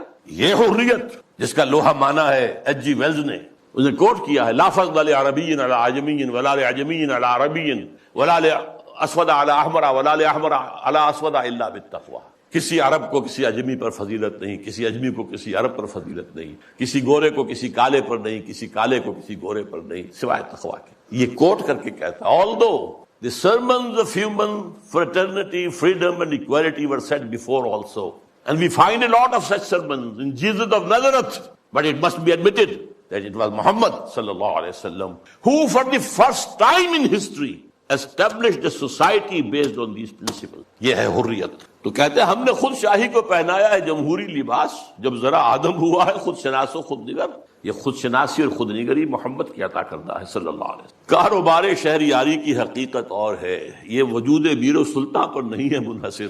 یہ بادشاہ ہو ایک بیٹھا ہوا، اس کی کوئی جو ہے میر ہو، سلطان ہو، نہیں۔ کاروبار شہریاری جو ہے حکومت اور ملوکیت کی اس اصل حقیقت کچھ اور ہے۔ وہ کیا ہے؟ اگلے شعر میں بیان ہو رہی ہے۔ مجلس ملت ہو یا پرویز کا دربار ہو، مجلس ملت کانگریس، نیشنل کانگریس، پرویز کا دربار شہنشاہ کا دربار، وہ جمہوریت اور یہ ملوکیت۔ مجلس ملت ہو یا پرویز کا دربار ہو، ہے وہ سلطان غیر کی کھیتی پہ ہو جس کی نظر۔ بادشاہ تو وہ ہوتا ہے جو غیر کی کھیتیوں کے اوپر ڈال کر وہاں سے کھینچ لینا چاہتا ہو، وہاں ان کو لوٹنا چاہتا ہو، وہ بادشاہ جو ہے کبھی فرعون تھا اور کبھی نمرود تھا اور کبھی اور تھے، نماردہ تھے اور تھے، لیکن یہ کہ اب یہ ہے کہ وہ امپیریلزم کی شکل میں آیا ہے۔ پورا ایشیا کولونائز ہوا تھا اور اب تو پوری دنیا کو وہ اپنے World Bank, IMF، globalisation, TRIPS, ان کے شکنجے میں کس لینا چاہتا۔ تو نے کیا دیکھا نہیں مغرب کا جمہوری نظام، چہرہ روشن اندروں چنگیز سے تاریک تر۔ یہ مغرب کا جمہوری نظام کیا ہے؟ بڑا روشن ہے، بہت۔ ہم بھی بڑے متاثر ہوتے ہیں، دیکھیں کتنا بڑا ملک ہے، صدارت کا انتخاب ہوا ہے کہ سموتھلی وہ پہلے پچھلا ہٹ گیا، دوسرا آ گیا، کوئی خون ریزی نہیں، کوئی دنگا نہیں، کوئی فساد نہیں، کچھ نہیں. ہماری طرح تو نہیں ہوتا، بلکہ شکست کھانے والا فوراً جا کے مبارکباد دے دیتا ہے، بجائے اس کے کہا دھاندلی ہوئی ہے، دھاندلی ہوئی ہے، دھاندلی ہوئی ہے، وہ جو ہمارے ہاں ہوتا ہے. تو اب اس سے ہم متاثر تو ہوتے ہیں، لیکن سوال تو یہ ہے کہ یہ سارا نظام کیا ہے؟ یہ دنیا کو نچوڑنے کا جو نظام بنایا جا رہا ہے، اس گلوبلائزیشن کے اندر جو خباثتیں ہیں وہ ہم نہیں جانتے، اہل یورپ جانتے ہیں، اہل امریکہ جانتے ہیں. سیاٹل میں ہنگامے وہاں ہوئے تھے، گلوبلائزیشن کی کانفرنسز جو ہوئی ہیں. ڈیووس میں ہنگامہ یورپ میں ہوا ہے، پھر واشنگٹن میں ہوا ہے. ہمیں تو پتہ بھی نہیں کیا ہو رہا. ہماری قسمتوں کے سودے ہوتے ہیں، ہماری حکومتیں جو بھی ہیں وہ جو دستخط کر کے آ جاتی ہیں. اللہ خیر. ایک اور جگہ اس جمہوریت کے بارے میں اقبال جو کہتا ہے وہی ساز کوہن مغرب کا جمہوری نظام جس کے پردوں میں نہیں غیرز نوائے قیصری، دیو استبداد جمہوری قبا میں پائے کوب. پائے کوب پاؤں مارنا، جیسے کہ کوئی ڈانسر جو ہے وہ اپنے پاؤں زمین کے اوپر مارتی ہے یا مارتا ہے. دیو استبداد جمہوری قبا میں پائے کوب، تو سمجھتا ہے یہ آزادی کی ہے نیلم پری؟ کیا بتاؤں کیا ہے. اچھا، لیکن اب تیسرا مشیر بولتا ہے روح سلطانی رہے باقی تو پھر کیا اضطراب. اگر یہ ملوکیت رہے باقی کسی نہ کسی شکل میں، روح سلطانی باقی رہے تو پھر ہمیں کوئی حرج نہیں. امپیریلزم موجود رہے تو ہمیں کوئی اعتراض نہیں، ہیومن ساورنٹی موجود رہے تو ہمیں کوئی اعتراض نہیں. روح سلطانی رہے باقی تو پھر کیا اضطراب ہے. مگر کیا اس یہودی کی شرارت کا جواب، وہ کلیم بے تجلی، وہ مسیح بے صلیب، نیست پیغمبر و لیکن در بغل دارت کتاب. اب یہ کس کی طرف اشارہ ہو رہا ہے؟ کارل مارکس کی طرف. یہودی، جرمنی کا رہنے والا، 1818 میں پیدا ہوا ہے. اس کے دماغ میں وہ سب کمیونزم، سوشلزم کے جو خیالات تھے ان کی بنا پر جرمنی والوں نے نکال دیا جلا وطن. فرانس میں جا کر ڈیرا لگایا، وہاں بیٹھ گیا، وہاں سے بھی نکالا گیا. انگلینڈ گیا، انگلینڈ ایسے سب کو بگڑے تگڑوں کو سب کو پناہ دیتا ہے. وہاں وہ داس کیپیٹال کی تکمیل ہوئی، جس کی بنیاد پر پھر یہ کہ انقلاب آیا، بولشوک ریولوشن رشیا کے. وہ کہتا ہے کہ یہ تو ایک نیا انقلاب آ رہا ہے، یہ سرمایہ داری کی جڑ کٹ جائے گی، نظام بدل جائے گا. ہم نے جو بھی شیطنت کے پنجے جس طرح کا شکل میں گاڑے ہیں ان میں سے ایک بڑا پنجہ وہ بھی ہے. مگر کیا اس یہودی کی شرارت کا جواب، وہ کلیم بے تجلی، وہ مسیح بے صلیب، نیست پیغمبر ولیکن در بغل دارت کتاب. داس کیپیٹال ایک کتاب تو اس کے اندر ہے. واقعتاً اس کتاب میں بہت تاثیر تھی، اس میں کوئی شک نہیں. اس کتاب نے ذہنوں کو مسخر کیا ہے، کیپچر کیا، موٹیویٹ کیا ہے. نیست پیغمبر ولیکن در بغل دارت کتاب. کیا بتاؤں کیا ہے کافر کی نگاہ پردہ سوز، مشرق و مغرب کی قوموں کے لیے روز حساب. اس سے بڑھ کر اور کیا ہوگا طبیعت کا فساد، توڑ دی بندوں نے آقاؤں کے خیموں کی تناب. یہ تو دنیا زیر و زبر ہو رہی ہے. یہ آقا اور یہ جو بندے تھے جن کو تقدیر کا سبق ہم نے سکھا رکھا تھا، جن کو وہ بھی جو اپنے حالات کے اندر جو تھے وہ مست تھے، یہ اٹھ کھڑے ہوئے ہیں، فساد برپا کر دیا ہے، آقاؤں کے خیموں کی تنابیں توڑ رہے ہیں.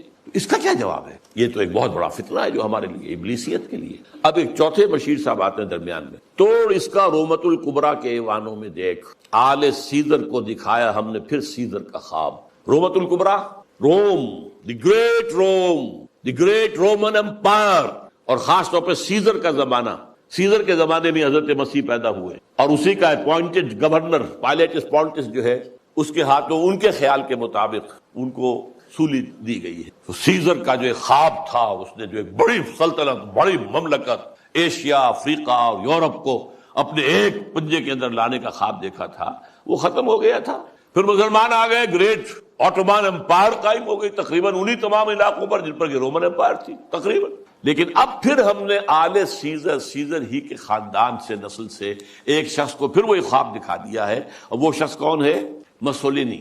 یہ 1883 میں پیدا ہوا اور ایک غریب لوہار کا بیٹا تھا، لیکن اس کے اندر ایک زوم تھا کہ رومی بڑی طاقت ہے، بڑی قوت ہے، اونچی نسل ہے، اعلیٰ نسل، ان کا حق ہے حکومت کا. یہی چیز بعد میں ہٹلر کے ذریعے سے جرمنی میں آئی. لیکن ابھی جب تک یہ نظم لکھی گئی ہے 1936 میں، اس وقت تک ابھی وہ منظر عام پر نہیں آیا. لیکن سبق ایک تھا، فاشزم، چاہے وہ مسولینی کا ہو اور چاہے وہ نازیزم ہے جرمنی کا. ایک قوم، ایک نسل، لہذا ایک بڑی عظیم مملکت بنانے کا اس نے خواب دیکھا. شمالی افریقہ کے کئی ممالک فتح کر لیے، اس پہ بڑے بڑے اعتراض کیے یورپ والوں نے، وہ تو میں بعد میں آپ کو بتاؤں گا.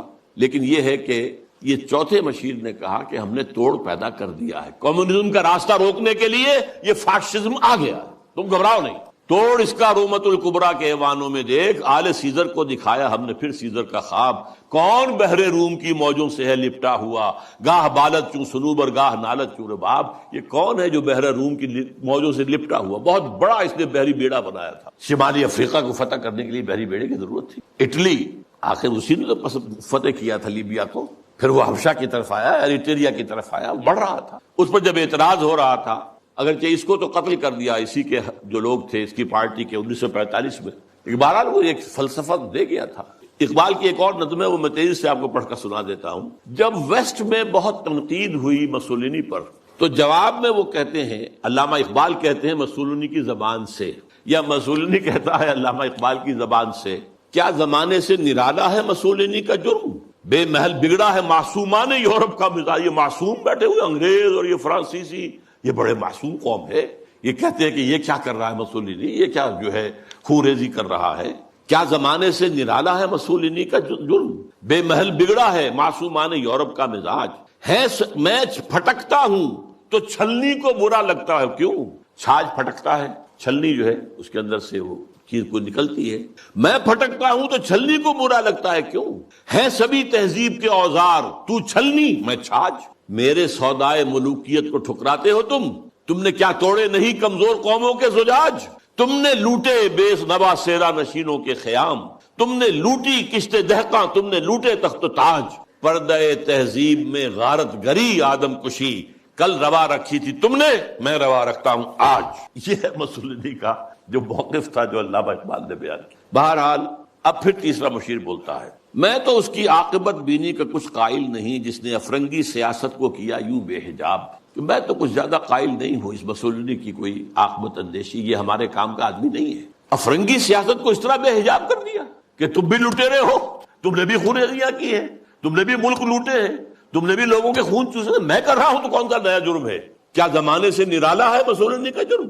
وہ کہتا کہ یہ تو اصل میں یہ اشتراکیت کے خلاف، تو یہی جو ویسٹرن کیپٹلزم ہے یہی تو اصل دفاع بن سکتا تھا، اور اسی کو مسولینی کمزور کر رہا ہے۔ میں تو اس کی عاقبت بینی کا کچھ قائل نہیں جس نے افرنگی سیاست کو کیا یوں بے حجاب۔ پانچواں مشیر اب کہتا ہے، اے تیرے سود نفس سے کار عالم استوار، جناب ابلیس، مہاراج ابلیس، آپ کے سود نفس ہی سے تو سارا یہ کار عالم جو ہے یہ چل رہا ہے۔ تو نے جب چاہا کیا ہر پردگی کو آشکار، تو نے جب چاہا چھپے ہوئے رازوں کو آشکار کر دیا، کھول دیا، بیان کر دیا۔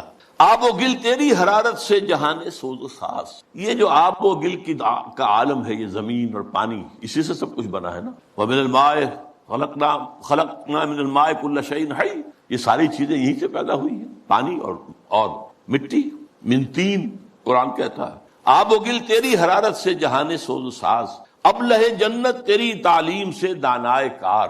ابلہ جنت یہ اصل میں حضور کی جو ایک حدیث ہے بیان کی جاتی ہے، میں اس کے سند کا کیا مقام نہیں جانتا، اہل الجنت بلہن، کہ جنت میں لوگ جو ہوں گے وہ ہوں گے بہت ہی سادہ لو ہوں گے، بہت شریف ہیں، بہت سادہ لو، اس سے ابلہ کا لفظ بنا ہے۔ ابلہ جنت تیری تعلیم سے دانائے کار، یہ انسان جو ہے یہ تیری ہی تعلیم سے بڑے بڑے فلسفی بن کر ابھر آئے ہیں۔ تجھ سے بڑھ کر فطرت آدم کا وہ محرم نہیں، سادہ دل بندوں میں جو مشہور ہے پروردگار، خود وہ پیدا کرنے والا بھی آدمی کی فطرت سے اتنا واقف نہیں جتنا آپ۔ کام تھا جن کا فقط تقدیس و تسبیح و طواف، تیری غیرت سے ابد تک سرنگون و شمسار۔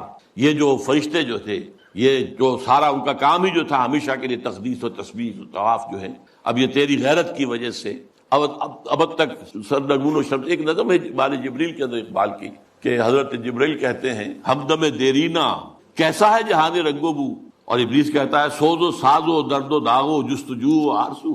پھر حضرت جبرائیل کہتے ہیں ہر گھڑی افلاک میں رہتی ہے تیری گفتگو، کیا نہیں ممکن کہ تیرا چاہ کے دامن ہو رفو۔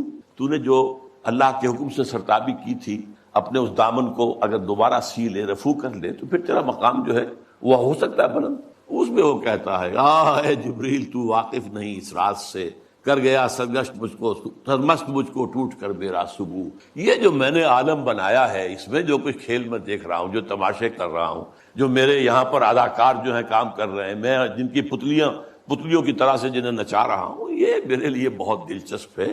یہ جو عالم ہے تمہارا، تو فقط اللہ اللہ اللہ، اس عالم میں اب میرا گزر، اب یہاں میرا گزر ممکن نہیں کس قدر خاموش ہے یہ عالم بے کاخو، یہاں تو کوئی حرکت ہے ہی نہیں، کوئی لڑائی ہو، کوئی جنگ ہو، مار پیٹ ہو، کوئی خونریزی ہو، وہ کچھ بھی نہیں۔ بہرحال گرچہ ہے تیرے مرید افرنگ کے ساحر تمام، اب مجھے ان کی فراست پر نہیں ہے اعتبار۔ یہ جو ہے پانچواں مشیر، ذرا ایک نوٹ آف کہیے کہ ڈفرنس، ڈسینٹ، کہ یہ جو آپ کے جتنے بھی ہیں اس وقت دنیا میں جتنے بھی چیلے چانٹے کام کر رہے ہیں، گرچہ ہے تیرے مرید افرنگ کے ساحر تمام، اب مجھے ان کی فراست پر نہیں ہے اعتبار۔ وہ یہودی فتنگر، وہی کارل مارکس، وہ یہودی فتنگر، وہ روح مصدق کا بروز، روح مصدق کا بروز کہتے ہیں کسی گزری ہوئی شے یا گزرے ہوئے انسان کی روح کا جزوی طور پر یا کلیہ طور پر کسی اور میں بعد میں ظاہر ہو جاتا۔ تو یہ جو کہا ہے کہ مصدق، یہ کون تھے؟ یہ 5ویں صدی عیسوی میں ایران میں پیدا ہوئے، اور جہاں تک تحقیق ہے زرتشت کے یہ پیروکار تھے، اور میرا گمان بھی یہی ہے، بعض لوگوں کا خیال ہے کہ زرتشت جو ہے وہ نبی ہے، واللہ عالم۔ اور سائرس جس نے کہ عظیم تر ایران کی بنیاد ڈالی تھی، جسے قرآن میں ذوالقرنین کہا گیا ہے، وہ اصل میں انہی کا تربیت دادا تھا۔ وہ جلا وطنی کی زندگی میں جب رہا ہے تو انہی کے زیر اثر رہا ہے، واللہ عالم۔ اس نے جو ہے زرتشتی فلسفے کو ذرا آگے بڑھایا۔ زرتشتی فلسفہ جو دنیا میں اب ہے، ہمیں نہیں معلوم انہوں نے کیا کہا تھا، جیسے کہ ایک کرسچینٹی اب ہے، حضرت مسیح نے اصلاً کیا کہا تھا، وہ تو اگر قرآن نہ ہوتا تو ہمیں کیسے معلوم ہوتا۔ بدھ مت اب جو کچھ ہے، کیا پتا واقعتاً وہ گوتم بدھ کی طرف اس کی نسبت درست ہے کہ نہیں ہے۔ اس طرح زرتشت کی طرف جو نسبت ہے کہ 2 خدا ہیں، ایک نیکی کا خدا ہے یزداں، خدا خیر، اور ایک بدی کا خدا ہے اہرمن، خدا شر۔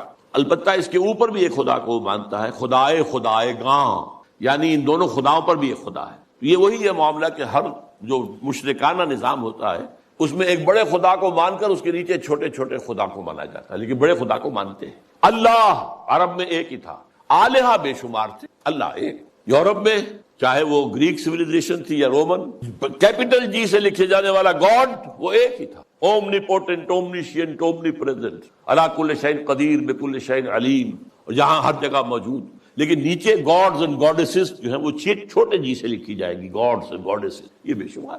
ہندوستان میں اسی طریقے سے یہاں پر بھی دیوی دیوتا بہت، لیکن مہادیو ایک ہی۔ بہرحال وہ اس نے مصدق نے اس فلسفے کو آگے بڑھایا کہ دنیا میں جتنا شر ہے، حسد ہے، کینہ ہے، بغض ہے، غضب ہے، نفرت ہے، لڑائیاں ہیں، دنگے ہیں، فساد ہیں، خون ریزیاں ہیں، یہ سب عدم مساوات کی وجہ سے۔ مساوات اگر قائم کر دی جائے تو یہ ختم ہو جائے۔ لہذا زر، زن، زمین، 3 چیزیں زیر سے شروع ہوتی ہیں، یہ تینوں، زر، زن، زمین، ان کو سب انسانوں میں برابر تقسیم ہو جانا چاہیے۔ یہ فلسفہ ہے جو سب سے پہلے دنیا میں اس طرف آیا ہے، جدھر پھر ایک چھلانگ جو ہے وہ پھر کارل مارکس نے لگائی ہے، لیکن ابتدا کا فلسفہ یہ تھا مصدق۔ 548 عیسوی میں نوشیروان عادل نے اسے قتل کر، اور اس کے بعد مصدقی فرقہ جو اس کا تھا، جتنے بھی پیروکار تھے، ان سب کو بھی تحت ایک کر دیا گیا، تو بات ختم۔ تو یہاں پر جو ہے وہ مشیر جو کہہ رہا ہے 5واں، علامہ اقبال کہہ رہے ہیں اس کی زبان سے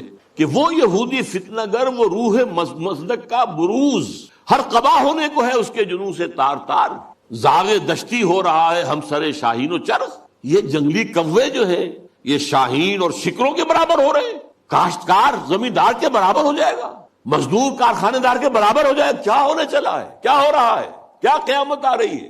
ہماری ابلیسیت کو تو بہت بڑا خطرہ جو ہے ہو چکا ہے لاحق۔ اور یہ اچھی طرح جان لیجئے، یہ صورت اتنی خوفناک تھی کہ پچھلی صدی کے وسط میں، مڈ 50s میں، ویسٹرن بلاک کانپ رہا تھا کمیونزم کی پیشرفت، جس آگ، جنگل کی آگ کی طرح بڑھ رہا تھا۔ سن 1917 کا جو ریولوشن تھا، کیسے کیسے چھلانگیں لگائیں، لیٹن امریکہ میں پہنچ گئے، مڈل امریکہ، کیوبا کے اندر موجود ہے، آج بھی موجود، چائنا میں آ گیا، ہندوستان میں کمیونسٹ پارٹی بن گئی۔ یہ جو طوفان آ رہا تھا، اور اس سے بھی بڑھ کر بات کیا تھی، رشیا جو ہے وہ اسپیس کانکویسٹ کے اندر آگے نکل گیا تھا۔ سب سے پہلا سپوٹنک جو ہے وہ رشیا نے پھینکا ہے فضا کے اندر، خلا کے اندر، تو کانپ رہے تھے۔ اس کے بعد انہوں نے یہ سیٹو بنائی اور سینٹو بنائی اور کیا اور بنایا، اور نیٹو بنائی سب سے بڑی، یہ سب اس کو کسی طریقے سے۔ اور سب سے بڑی بات یہ، امریکہ بہادر نے ملینز کی تعداد میں قرآن شائع کر کے انگریزی میں اسے تقسیم کیا مسلمان، دی گلوریس قرآن، اور گیتا لاکھوں کی تعداد میں شائع امریکہ کر رہا، عیسائی تاکہ بابا تم اپنے مذہب پر جمے رہو، یہ بے خدا ہے، یہ جو کمیونزم ہے یہ تو بالکل ہی مرید ہے، ہم تو پھر بھی اب خدا کو تو مانتے ہیں نا بھائی، تمہارا نظام ہم نہیں مانتے، تمہارے رسول کو ہم نے نہیں مانا، خدا کو تو مانتے ہیں نا، کم سے کم ہمارا جو ہے یہ خیال کرو، ہمارا ساتھ دو اس کے مقابلے۔ کنٹینمنٹ آف رشیا پالیسی، تو یہ جو کہہ رہا ہے کہ گرچہ ہیں تیرے مرید افرنگ کے صاحب تمام، اب مجھے ان کی فراست پر نہیں ہے اعتبار، وہ یہودی فتنگر وہ روح مصدق کا بروز، ہر قبا ہونے کو ہے اس کے جنوں سے تار تار، زاغ دشتی ہو رہا ہے ہم سر شاہین و چرغ، کتنی سرعت سے بدلتا ہے مزاج روزگار، چھا گئی آشفتہ ہو کر وسعت افلاک پر، جس کو نادانی سے ہم سمجھے تھے کہ مشت غبار، ہم سمجھے تھے تو ایک ہے، ایک ملک میں ریولوشن آ گیا ہے نا، رشیا کے اندر آ گیا ہے، بولشوک ریولوشن آ گیا ہے، مشت غبار ہے بس، یہ تو آندھی بن گئی ہے، چھا گئی آشفتہ ہو کر وسعت افلاک پر، وہ پوری دنیا میں گلوب کے اندر جا رہی ہے، ہمارا نظام، ہمارا جو یہ سرمایہ دارانہ نظام ہے تو ختم ہو جائے گا، تباہ و برباد ہو جائے گا۔ فتنہ فردا کی ہیبت کا یہ عالم ہے کہ اب دیکھیے ہیبت کا لفظ، یہ جو میں نے آپ کو بتایا ہے، اقبال کے سامنے وہ نقشہ نہیں تھا، لیکن میں نے جو آپ کو بتایا ہے کہ جس طریقے سے کہ ویسٹرن بلاک کانپ رہا تھا کہ رشیا اور اس کا جو یہ نظام ہے اس تیزی کے ساتھ بڑھ رہا ہے، تو ہمارے قدم تو نہیں جم سکتے اس کے مقابلے۔ فتنہ فردا کی ہیبت کا یہ عالم ہے کہ آج کانپتے ہیں کوہسارو مرغزارو جوئے بار، میرے آقا وہ جہاں زیر و زبر ہونے کو ہے، جس جہاں کا ہے فقط تیری سیادت پر مدار۔ حضرت ابلیس ذرا غور کیجئے، اب وہ جہان جو ہم نے بنایا تھا، باطل جہان، ظالم جہان، باطل اور ظالم نظام، اس وہ سب کے سب جو ہے اس کے تارو پود بکھر جائیں گے۔ اب یہ آخری خطاب ہے، یہ ابلیس کا ہے۔ پھر وہ اپنے اسی لاف زنی کے انداز میں آغاز فرماتے ہیں، ہے میرے دست تصرف میں جہان رنگ و بو، یہ جہان رنگ و بو جو ہے، یہ عالم عرضی، یہ میرے دست تصرف میں ہے، میرے قدرت میں ہے، میری فوجیں ہیں، میرے کارندے ہیں، میرے چیلے ہیں، میرے شاگرد ہیں، میرے ایجنٹ ہیں، یہ سب کے سب ہیں جو اس وقت کنٹرول کر رہے ہیں کائنات۔ کیا زمین، کیا مہرما، کیا آسمان تو نہ صرف زمین بلکہ آسمان بھی میرے قبضے میں ہے۔ میں نے جب گرما دیا اقوام یورپ کا لہو، دیکھ لیں گے اپنی آنکھوں سے تماشا شرق و غرب و شرق، میں نے جب گرما دیا اقوام یورپ کا لہو۔ اب یہ اقوام یورپ کا لہو گرم ہوا ہے ورلڈ وار نمبر 2، یہ جنگ کن کے مابین تھی؟ اقوام غرب ہی کا تھا، یورپ میں ہوئی، کروڑوں انسان قتل، اور اب ورلڈ وار 3 از ان دی آفنگ، سر پر لٹکی ہوئی۔ کچھ ٹائم فیکٹر کی بات ہے، کتنا وقت لگے، یہ میرا مستقل موضوع ہے جس پر میری گفتگویں ہوتی رہتی ہیں، اس وقت وقت نہیں ہوں گے زیادہ، لیکن بہرحال وہ سر پہ ٹنگی ہوئی تلوار کے مانند، دیکھ لیں گے اپنی آنکھوں سے تماشا غرب و شرق، جب گرما دیا اقوام یورپ کا لہو، سب کو دیوانہ بنا سکتی ہے میری کیا امامان سیاست، کیا کلیسا کے شیوخ، سب کو دیوانہ بنا سکتی ہے میری ایک ہو، کارگاہ شیشہ جو ناداں سمجھتا ہے اسے توڑ کر دیکھے تو اس تہذیب کے جام و صبو، ذرا دیکھے تو صحیح، اس تہذیب کو کون توڑ سکتا ہے، اس کے جام و صبو کون توڑ سکتا ہے، آئے کوئی میدان میں توڑے اسے۔ وہ تہذیب جس کا اس وقت کے دہائی دے رہا ہے Bush, our way of life, our civilization، یہ اسلامک فنڈامنٹلزم سے اس کو خطرہ ہے، our way of life، یہی فرعون نے کہا تھا اپنے درباریوں سے کہ یہ جو موسیٰ اور ہارون دو آ گئے ہیں، یذهبا بطریقتکم المثلی، تمہاری آئیڈیل تہذیب کو ختم کرنے کے درپے ہیں، یہ تمہارے نظام کو ختم کر دیں گے۔ آج وہی بات جو ہے مشکل، ہماری اس تہذیب کے توڑ کر دیکھے تو اس تہذیب کے جام و صبو، دست فطرت نے کیا ہے جن غریبانوں کو چاک، مزدقی منطق کے سوزن سے نہیں ہوتے رفو۔ اب یہ بہت عمدہ شعر ہے کہ اللہ تعالیٰ نے جو خالق ہے انسان کا، امتیازات اس نے رکھ دیے ہیں اس کی سرشت کے اندر۔ میں لفظ فطرت استعمال نہیں کر رہا ہوں، یہ دو الفاظ علیحدہ ہیں۔ سرشت، سرشتن گودنا، یہ جو ہماری جو اینیمل انسٹنکٹس ہیں وہ سرشت، جو ہمارے اندر جو روحانی تقاضے ہیں وہ ہماری فطرت ہے۔ فطرت اللہ التی فطر الناس علیہا، اس کی تو نسبت جو ہے ذات باری تعالیٰ کے ساتھ ہے، وَنَفَخْتُ فِيهِ مِن روحی، لیکن انسان کی سرشت کے اندر ظاہر بات ہے، جینز کے اندر کہہ لیجیے آج کی اصطلاح میں فرق تو ہے، کوئی زیادہ ذہین پیدا ہوتا ہے، کوئی غبی ہے، کوئی زیادہ جسمانی صحت والے جینز لے کر آتا ہے، کوئی بنیادی طور پر ایسے جینز لے کر آ رہا ہے کہ بیمار ہو رہا ہے، اور بیماری بھی ایسی جو لا علاج ہے۔ تو یہ تو فرق اور امتیاز تو رہے گا۔ تو یہ کوئی مزدقی منطق جو ہے، مساوات جس طرح کی اس نے تصور دیکھا تھا، اس کی سوزن، اس کی سوئی سے یہ غریبان چاک ہونے والے نہیں۔ اسلام نے بھی ان کو ختم نہیں کیا ہے، ان کو ایک حد میں لایا ہے، زیادہ گیپ نہ ہو جائے۔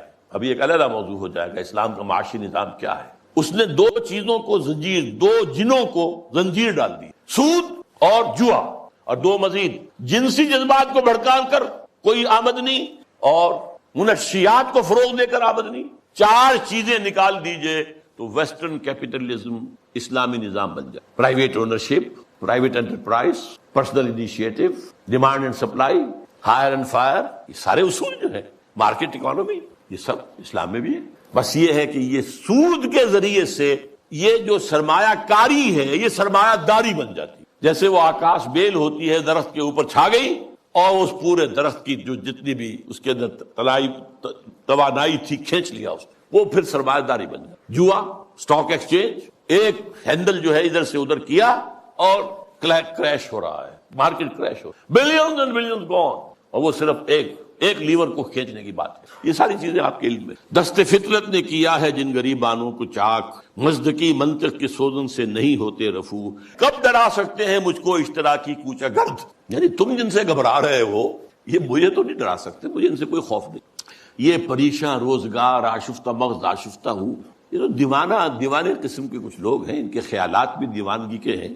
ہے اگر کوئی خطر مجھ کو تو اس امت سے، یہ ہے اب کلائمیکس، جس کی خاکستر میں ہے اب تک شرار آرزو۔ بہت اہم ہیں یہ الفاظ، اگرچہ دنیا میں ابھی کہیں اسلامی نظام موجود، we have to admit، دنیا کہتی ہے اسلامی نظام، بھائی کتاب میں ہے، اس میں پڑھ لو یہ نظام ہے، وہ کہتے دکھاؤ کہیں، نہیں، سوری، کہیں نہیں ہے، کہیں آثار بھی نہیں، ابھی تک تو کم سے کم نظر تو نہیں آ رہے۔ لیکن اس کی نگاہ دیکھ رہی تھی جبریل، اس ابلیس کی 80 برس پہلے، اور آج وہی ویژن ویسٹ کو حاصل ہو چکا ہے۔ اس کی خاکستر میں ہے اب تک شرار آرز۔ خاکستر ایک اگر انگارہ ہے، انگارے کے اوپر راکھ آ جاتی تو آگ تو نظر نہیں آتی، تو راکھ ہے، کہیں اب آپ اسے اٹھائیں گے اور وہ اگر راکھ نکل گئی پھر پتہ چلے گا اندر کیا ہے۔ یہ وہ دیکھ رہا ہے، اس امت کی خاکستر میں شرار آرزو موجود ہے اگر مجھ کو خطر کوئی تو اس امت سے ہے جس کی خاکستر میں ہے اب تک شرار آرزو۔ یہ شرار آرزو پیدا کب ہوا یہ بھی سمجھ لیجیے۔ ویسٹرن کولونیلزم کا بستر جب طے ہوا، وہ نئی بساط بچھانی ہے اس کے بعد ہی، جیسے ہی ویسٹرن کولونیلزم گیا ہے ورلڈ بینک صاحب تشریف لے آئے، اسی وقت قائم ہوا مالیاتی استعمار کا آغاز۔ لیکن جب یہ طے ہوا، اب ہم مسلمان بھی آزاد ہو گئے، تو خیال آیا جیسے کسی بے ہوش سے ہوش میں آنے کے بعد یاد آتا ہے میں کیا تھا، ہم کیا تھے، ہمارا بھی تو ایک نظام تھا، کم سے کم یہ کہ ہمارے بھی کچھ قوانین تھے، کچھ تعزیرات تھیں، کچھ حدود تھے، کچھ سزائیں تھیں، کوئی فیملی لاز تھے، کوئی ہمارے جو قانون وراثت تھا، ہماری تہذیب تھی، ہمارے ہاں کی وہ شرم اور عفت والی جو ہے ایک معاشرت تھی، وہ یاد آئی اور ایک خواہش دل میں انگڑائیاں لینے لگی۔ And this was a universal phenomenon from Indonesia till Mauritania. مسجوبی پارٹی، جماعت اسلامی، خاکسار اسلام کے غلبے کے لیے، فدائیین ایران میں، مسجوبی پارٹی انڈونیشیا میں، الاخوان المسلمون مصر میں، عباد الرحمان لبنان میں، سعید نورسی ترکی میں، وغیرہ وغیرہ وغیرہ، یہ سب تحریکیں۔ نعیم صدیقی مرحوم نے ایک نظم بھی کہی تھی، مجھے اب وہ یاد تو نہیں ہے ایک ہی جذبہ، کہیں اونچا کہیں مدھم، یہ ایک ہی جذبہ ہے، یہ سارا کا سارا، نام اور ہے، وہ اخوان ہے، یہ جماعت اسلامی ہے، یہ خاکسار ہیں۔ خاکسار بھی ایک وقت میں بڑے زور شور سے اٹھے تھے۔ بہرحال یہ جذبہ جو ہے اس وقت سے ہے، لیکن افسوس یہ جذبہ دو چیزوں میں ٹھوکر کھا۔ ایک تو اس نے یہ سپوز کر لیا جب ہم مسلمان ہیں تو ایمان تو ہمارے اندر ہے، بس یہ سب سے بڑی غلط، ایمان نہیں ہے بھائی، یہ ایک موروثی عقیدہ ہے، ناٹ ایمان۔ ایمان وہ ہوتا ہے جو پرسنل کنوکشن کی شکل اختیار کرے، یقین پیدا کرے، ناداں یقین سے ہاتھ آتی ہے وہ درویشی کے جس کے سامنے جھکتی ہے فغفوری۔ You start with this that we are Muslims so that we are Momins۔ اب بس صرف عبارت بنانی ہے، اللہ غلط۔ اصل میں تو ایمان کی دوبارہ تجدید بنیاد ہے اس کام کی۔ اور نمبر دو یہ کہ انہوں نے سوچا کہ دنیا میں اور جس طریقے سے چیزیں چلتی ہیں ایسے ہی ہم بھی کہیں الیکشن میں حصہ لے کر لیں، کہیں کچھ اور کام کر لیں، کہیں کوئی فوجی بغاوت سے کر لیں۔ نہیں بھائی، اس سے نہیں، اس کا طریقہ وہی ہوگا جو محمد الرسول اللہ کا تھا صلی اللہ علیہ وسلم۔ پوری انسانی زندگی میں ایک ہی مرتبہ اور تمام انبیاء اور رسول کی جماعت میں سے صرف ایک ہی شخص کے ہاتھوں وہ انقلاب برپا ہوا تھا، اور کسی کے ہاتھوں، اور وہ ہے محمد صلی اللہ علیہ وسلم، وہی اول وہی آخر، اور اب بھی ہونا ہے، یہ صحیح ہے۔ ابلیس بھی ٹھیک دیکھ رہا ہے، اور علامہ اقبال نے بھی ٹھیک دیکھا، اور آج بش بھی ٹھیک دیکھ رہا ہے، بلیئر اس کا چھوٹا بھائی بھی دیکھ رہا ہے۔ وہ چونکہ اس نے کہا بلیئر نے جو خلافت کا نام لے وہ فنڈامنٹلسٹ ہے، وہ ٹیررسٹ، اور بش نے تو کہہ دیا، یہ کسی مسلمان کو تو میرے علم کی حد تک تو یہ خیال بھی نہیں آیا تھا کہ یہ تو اسپین سے لے کر اور انڈونیشیا تک خلافت قائم کرنا چاہتے ہیں. اسپین کا لفظ میں نے تو آج تک نہیں سنا تھا، لیکن خوف دیکھیے، ہیبت، فتنہ فردا کی ہیبت کا یہ عالم ہے کہ آج وہ جو کانپ رہے ہیں کہ یہ خلافت کا نظام نہ آ جائے گا. تو وہ خاکستر میں شرار آرزو ہے. اندیشہ یہی ہے کہ کہیں یہ بڑھ کر کوئی بہت بڑے طوفان کی شکل اختیار نہ کر لے. کرتے ہیں اشک سحر گاہی سے جو ظالم وضو، خال خال اس قوم میں اب تک نظر آتے ہیں وہ. کرتے ہیں اشک سحر گاہی سے جو ظالم وضو، جانتا ہے جس پہ روشن باطن ایام ہے، مزدکیت فتنہ فردا نہیں اسلام. اب مجھے ذرا جلدی کرنی ہے، وقت بہت ختم ہو رہا ہے. دیکھیے اب حقیقت بھی نہیں، اس امت کی حالت کیا ہے اس وقت. جانتا ہوں میں یہ امت حامل قرآن نہیں، جانتا ہوں میں یہ امت حامل قرآن نہیں، ہے وہی سرمایہ داری بندہ مومن کا دین. Very better, very better, 100% correct. دولت پرستی، مادہ پرستی، یہ ہر ایک کے اندر پلی ہوئی ہے، رگوں کے اندر، دلوں کی گہرائیوں میں اتری. جانتا ہوں میں کہ مشرق کی اندھیری رات میں بے ید بیضا ہے پیران حرم کی آستین. پیران حرم جو بیٹھے ہوئے ہیں، وہ جو صوفی و ملا جو اس کو پہلے کہہ چکا ہے، صوفی ملا ملوکیت کے بندے ہیں تمام، ان کی آستین میں ید بیضا نہیں ہے. حضرت موسیٰ کے آستین میں سے ہاتھ نکلتا تھا تو وہ چمکتا ہوا ہوتا تھا، دمکتا ہوا سورج.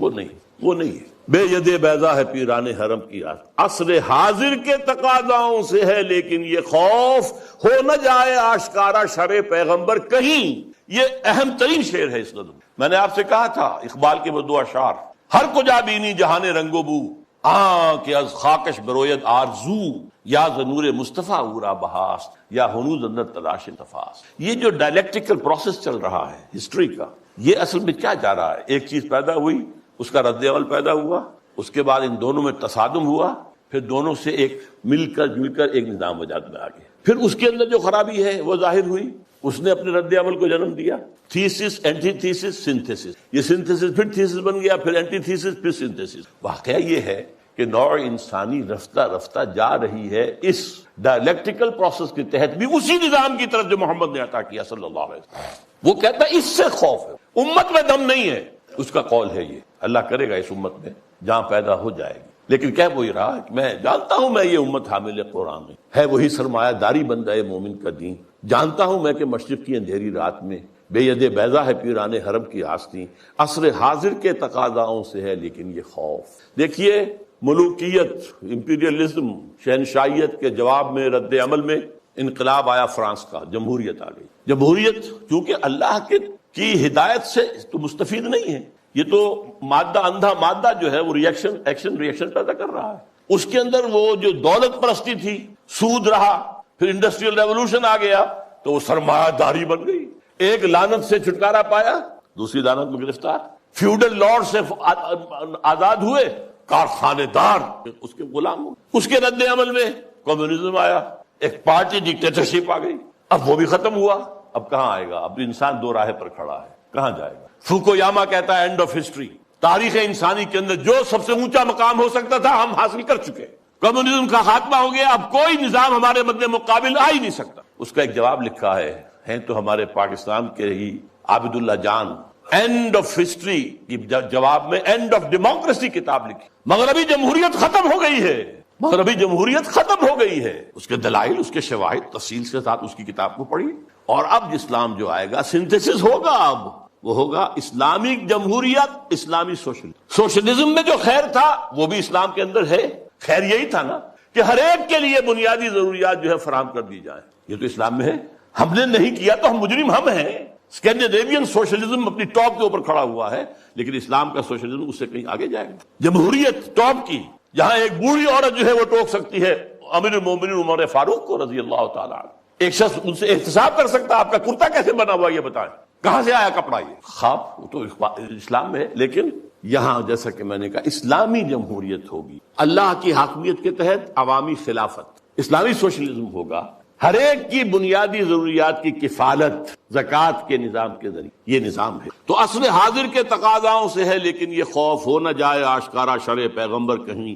الحذر آئین پیغمبر سے 100 بار الحذر، حافظ ناموس زن مرد آزما مرد آفری. الحذر، پناہ پناہ آئین پیغمبر صلی اللہ علیہ وسلم. یہاں اقبال نے جو کمال دکھایا ہے، دس از دی جسٹ لب لباب. وہ آئین پیغمبر کیا ہے؟ نمبر 1 حافظ ناموس زن مرد آزما مرد آفری. اس کا جو معاشرتی نظام ہے وہ کیا ہے؟ عورت کی عصمت و عفت کی حفاظت نمبر 1. اس کے لیے 4 پردے دیے اسلام نے، 1 نہیں 4. پورے معاشرے میں ایک پردہ ہو. Segregation of the sexes. مردوں کا دائرہ کار علیحدہ ہے، عورتوں کا علیحدہ ہے. مردوں کے اسکول علیحدہ ہے، عورتوں کے علیحدہ ہے. مردوں کی کالج علیحدہ ہے، عورتوں کے علیحدہ ہے. مردوں کے اسپتال علیحدہ ہے، عورتوں کے علیحدہ ہے. سیگریگیشن. نمبر 2 گھر کی 4 دیواری کے اندر، یہ نمبر 2 پردہ ہے. باہر نکلے تو برقع لیں یا چادر لیں، چہرہ ڈھانپے، یہ تیسرا پردہ ہے. اور گھر کی 4 دیواری کے اندر بدن کو پورے طور پر ڈھانک کر رکھنا سوائے چہرے کے اور ہاتھ کے اور پاؤں کے. اس کے سوا عورت کے جسم کا کوئی حصہ ماں کا بھی بیٹے کی نگاہ میں نہ آئے، بہن کا بھائی کی نگاہ میں نہ آئے، بیٹی کا باپ کی نگاہ میں نہ آئے. ورنہ کیا نہیں ہو رہا آج؟ انسیسٹ نہیں ہو رہا آج؟ کتنا ہو رہا ہے یورپ میں، اور آپ کے ہاں کتنا کچھ ہو رہا ہے. حافظ ناموس زن، مرد آزما. مرد کے لیے چیلنج ہے، تمہارا کام ہے، معاش کی پوری ذمہ داری تمہارے سر ہے، عورت کے سر نہیں ہے. اس کی کفالت تمہارے ذمہ ہے. یو ہیو ٹو سپورٹ ہر. اور اولاد کی ساری کفالت تمہارے ذمہ ہے. شادی کرو گے، مہر تم دو گے، عورت لے گی. شادی کا خرچہ تم کرو گے، دعوت تم دو گے ولیمے کی. عورت کے والوں کی، لڑکی والوں کی طرف کوئی نہیں. This is the challenge to the males. حافظ ناموس زن، مرد آزما. چیلنجنگ. اور دفاع جو ہے ملک کا، وہ اصل میں تمہاری ذمہ داری ہے. یہ ٹھیک ہے کسی آخری وقت میں آ کر اگر ہوم ٹو ہوم فائٹنگ ہو رہی ہو، اسٹریٹ فائٹنگ ہو رہی ہو، عورتیں بھی آئیں میدان میں، ٹھیک ہے، لیکن نہیں، بنیادی طور پر نہیں. اسی سے مردانگی پیدا ہوتی ہے. نمبر 2 موت کا پیغام ہر نوع غلامی کے لیے. نہ کوئی فخفور و خاقہ، نہ گدائے رہنشی. کوئی غلامی نہیں، کوئی حاکم نہیں، کوئی محکوم نہیں. اللہ حاکم، تم سب محکوم. کونوا عباد اللہ اخوانا. سیاسی سطح پر تم سب برابر ہو، بالکل نو ڈسکریمنیشن. کرتا ہے دولت کو ہر آلودگی سے پاک و صاف. دولت کے اندر جو گندگی آ جاتی ہیں ان سے پاک و صاف کرتا ہے آئین پیغمبر. زکوٰۃ بھی نکالو اس میں سے، صدقات بھی نکالو، پاک کرو اس کو. اور منعموں کو مال و دولت کا بناتا ہے امی. یہاں تو منعموں کا کیجئے، جن کو اللہ نے دولت دی ہے، کہتا ہے یہ تمہارا مال نہیں ہے، اللہ کا مال ہے.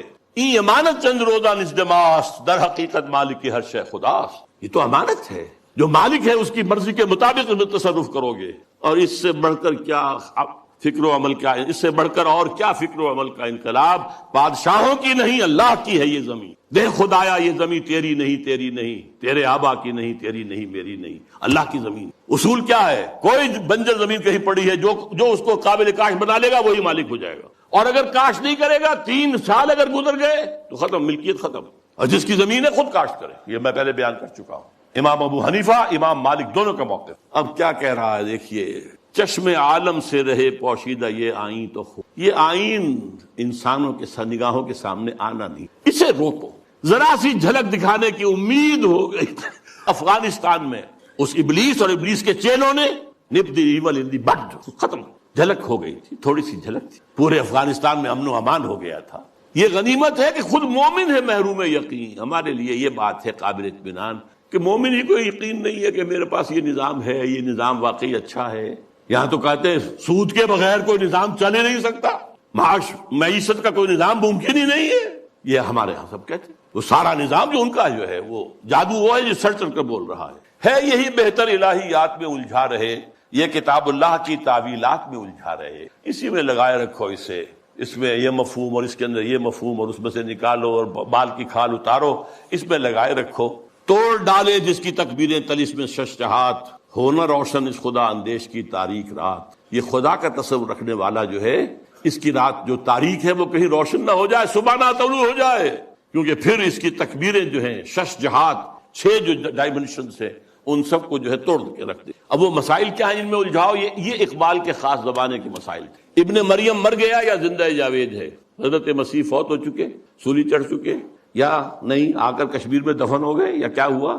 ابن مریم مر گیا یا زندہ جاوید ہے؟ ہیں صفات ذات حق حق سے جدا یا عین ذات؟ یہ میں پہلے گنوا چکا ہوں آپ کو. آنے والے سے مسیح ناصری مقصود ہے یا مجدد جس میں ہو فرزند مریم کے صفات؟ وہ جس کے آنے کی خبر دی گئی ہے وہ وہی عیسیٰ ابن مریم ہوں گے، مسیح ناصری، جیزس آف نازرت، یا یہ کوئی مجدد ہوگا جس کے اندر مریم، فرزند مریم کے صفات؟ یہ سارے مسائل اس زمانے میں قادیانیت نے بڑے زور اور شور کے ساتھ کھڑے کیے. آج آپ نہیں جان سکتے جس قدر یہ چیزیں جو ہیں مسلمانوں میں کم سے کم ہندوستان میں اور خاص طور پہ پنجاب کے اندر جس تیزی کے ساتھ یہ پروان چڑھی اور قادیانیت جو ہے جنگل کی آگ کی طرح پھیل رہی. اس لیے غلام احمد قادیانی نے کچھ مناظرے سر کیے تھے، کچھ عیسائیوں کو شکستیں دی تھی، کچھ آریاؤں کو شکستیں دی تھی، وہ سب کے جو ہے آنکھوں کا تارا تھا۔ خود اقبال نے تعریف کی غلام احمد قادیانی کی، لیکن پھر اس کے بعد ان کو کافر قرار دیا۔ اور جب انہیں پوچھا گیا کہ یہ کیا معاملہ ہے، آپ نے پہلے تو تعریف کی تھی، تو کہا only stones do not change. یہ فتنے ان کے اٹھائے ہوئے الفاظ ہیں اس وقت۔ ہے کلام اللہ کے الفاظ حادث یا قدیم، امت مرحوم کی ہے کس عقیدے میں نجات، کیا مسلمان کے لیے کافی نہیں اس دور میں یہ الہیات کے ترشے ہوئے لات و منات، تم اسے بیگانہ رکھو عالم کردار سے، تاب سات زندگی میں اس کے سب مہرے ہوں مات، خیر اسی میں ہے قیامت تک رہے مومن غلام، چھوڑ کر اوروں کی خاطر یہ جہان بے ثبات، ہے وہی شعر و تصوف اس کے حق میں خوب تر، جو چھپا دے اس کی آنکھوں سے تماشائے حیات، ہر نفس ڈرتا ہوں اس امت کی بیداری سے میں، ہے حقیقت جس کی دی کی احتساب کائنات، مست رکھو ذکر و فکر صبح گاہی میں اسے، مختتر کر دو مزاج خانقاہی۔ یہ اس کی آخری جو ہے ہدایات ہے۔ میں اس کے ساتھ ہی ابلیس کا فرمان اپنے سیاسی فرزندوں کے نام وہ بھی لے کر آیا تھا، لیکن اب وقت نہیں ہے۔ اب جو دوسرا حصہ تھا میری گفتگو کا، وہ جماعت جو بنانا چاہتے تھے علامہ اقبال، وہ جو میں بیان کر چکا ہوں، ایسی جماعت جس میں پریکٹسنگ مسلمز ہو، اسلام کو پہلے اپنے وجود پر نافذ کریں پھر میدان میں آئے، اور بیعت کی بنیاد پر، امارت کی بنیاد پر نظام ہو۔ یہ الیکشن کے ہنگامے جو ہیں، جس کو اقبال نے کہا ہے کہ یہ کھیل جو ہے، یہ سارا جو انتخابات وغیرہ کا ہے، اس سب سے ہٹ کر ایک انقلابی جد و جہد جو ماخوذ اور مبنی ہوگی منہج انقلاب محمدی پر صلی اللہ علیہ وسلم، جس طریقے سے حضور نے کی، اس کے مطابق انقلابی جد و جہد کا برپا کرنا، یہ ہے اصل میں وہ ضرورت جس کے تحت بہرحال ہم اپنی سی کوشش کر رہے ہیں۔ آپ بھی سوچئے، غور کیجئے، فکر کیجئے۔ اللہ تعالیٰ مجھے اور آپ کو خیر کی توفیق دے۔ اقول قولی ھذا واستغفر اللہ لی ولکم ولسائر المسلمین والمسلمات۔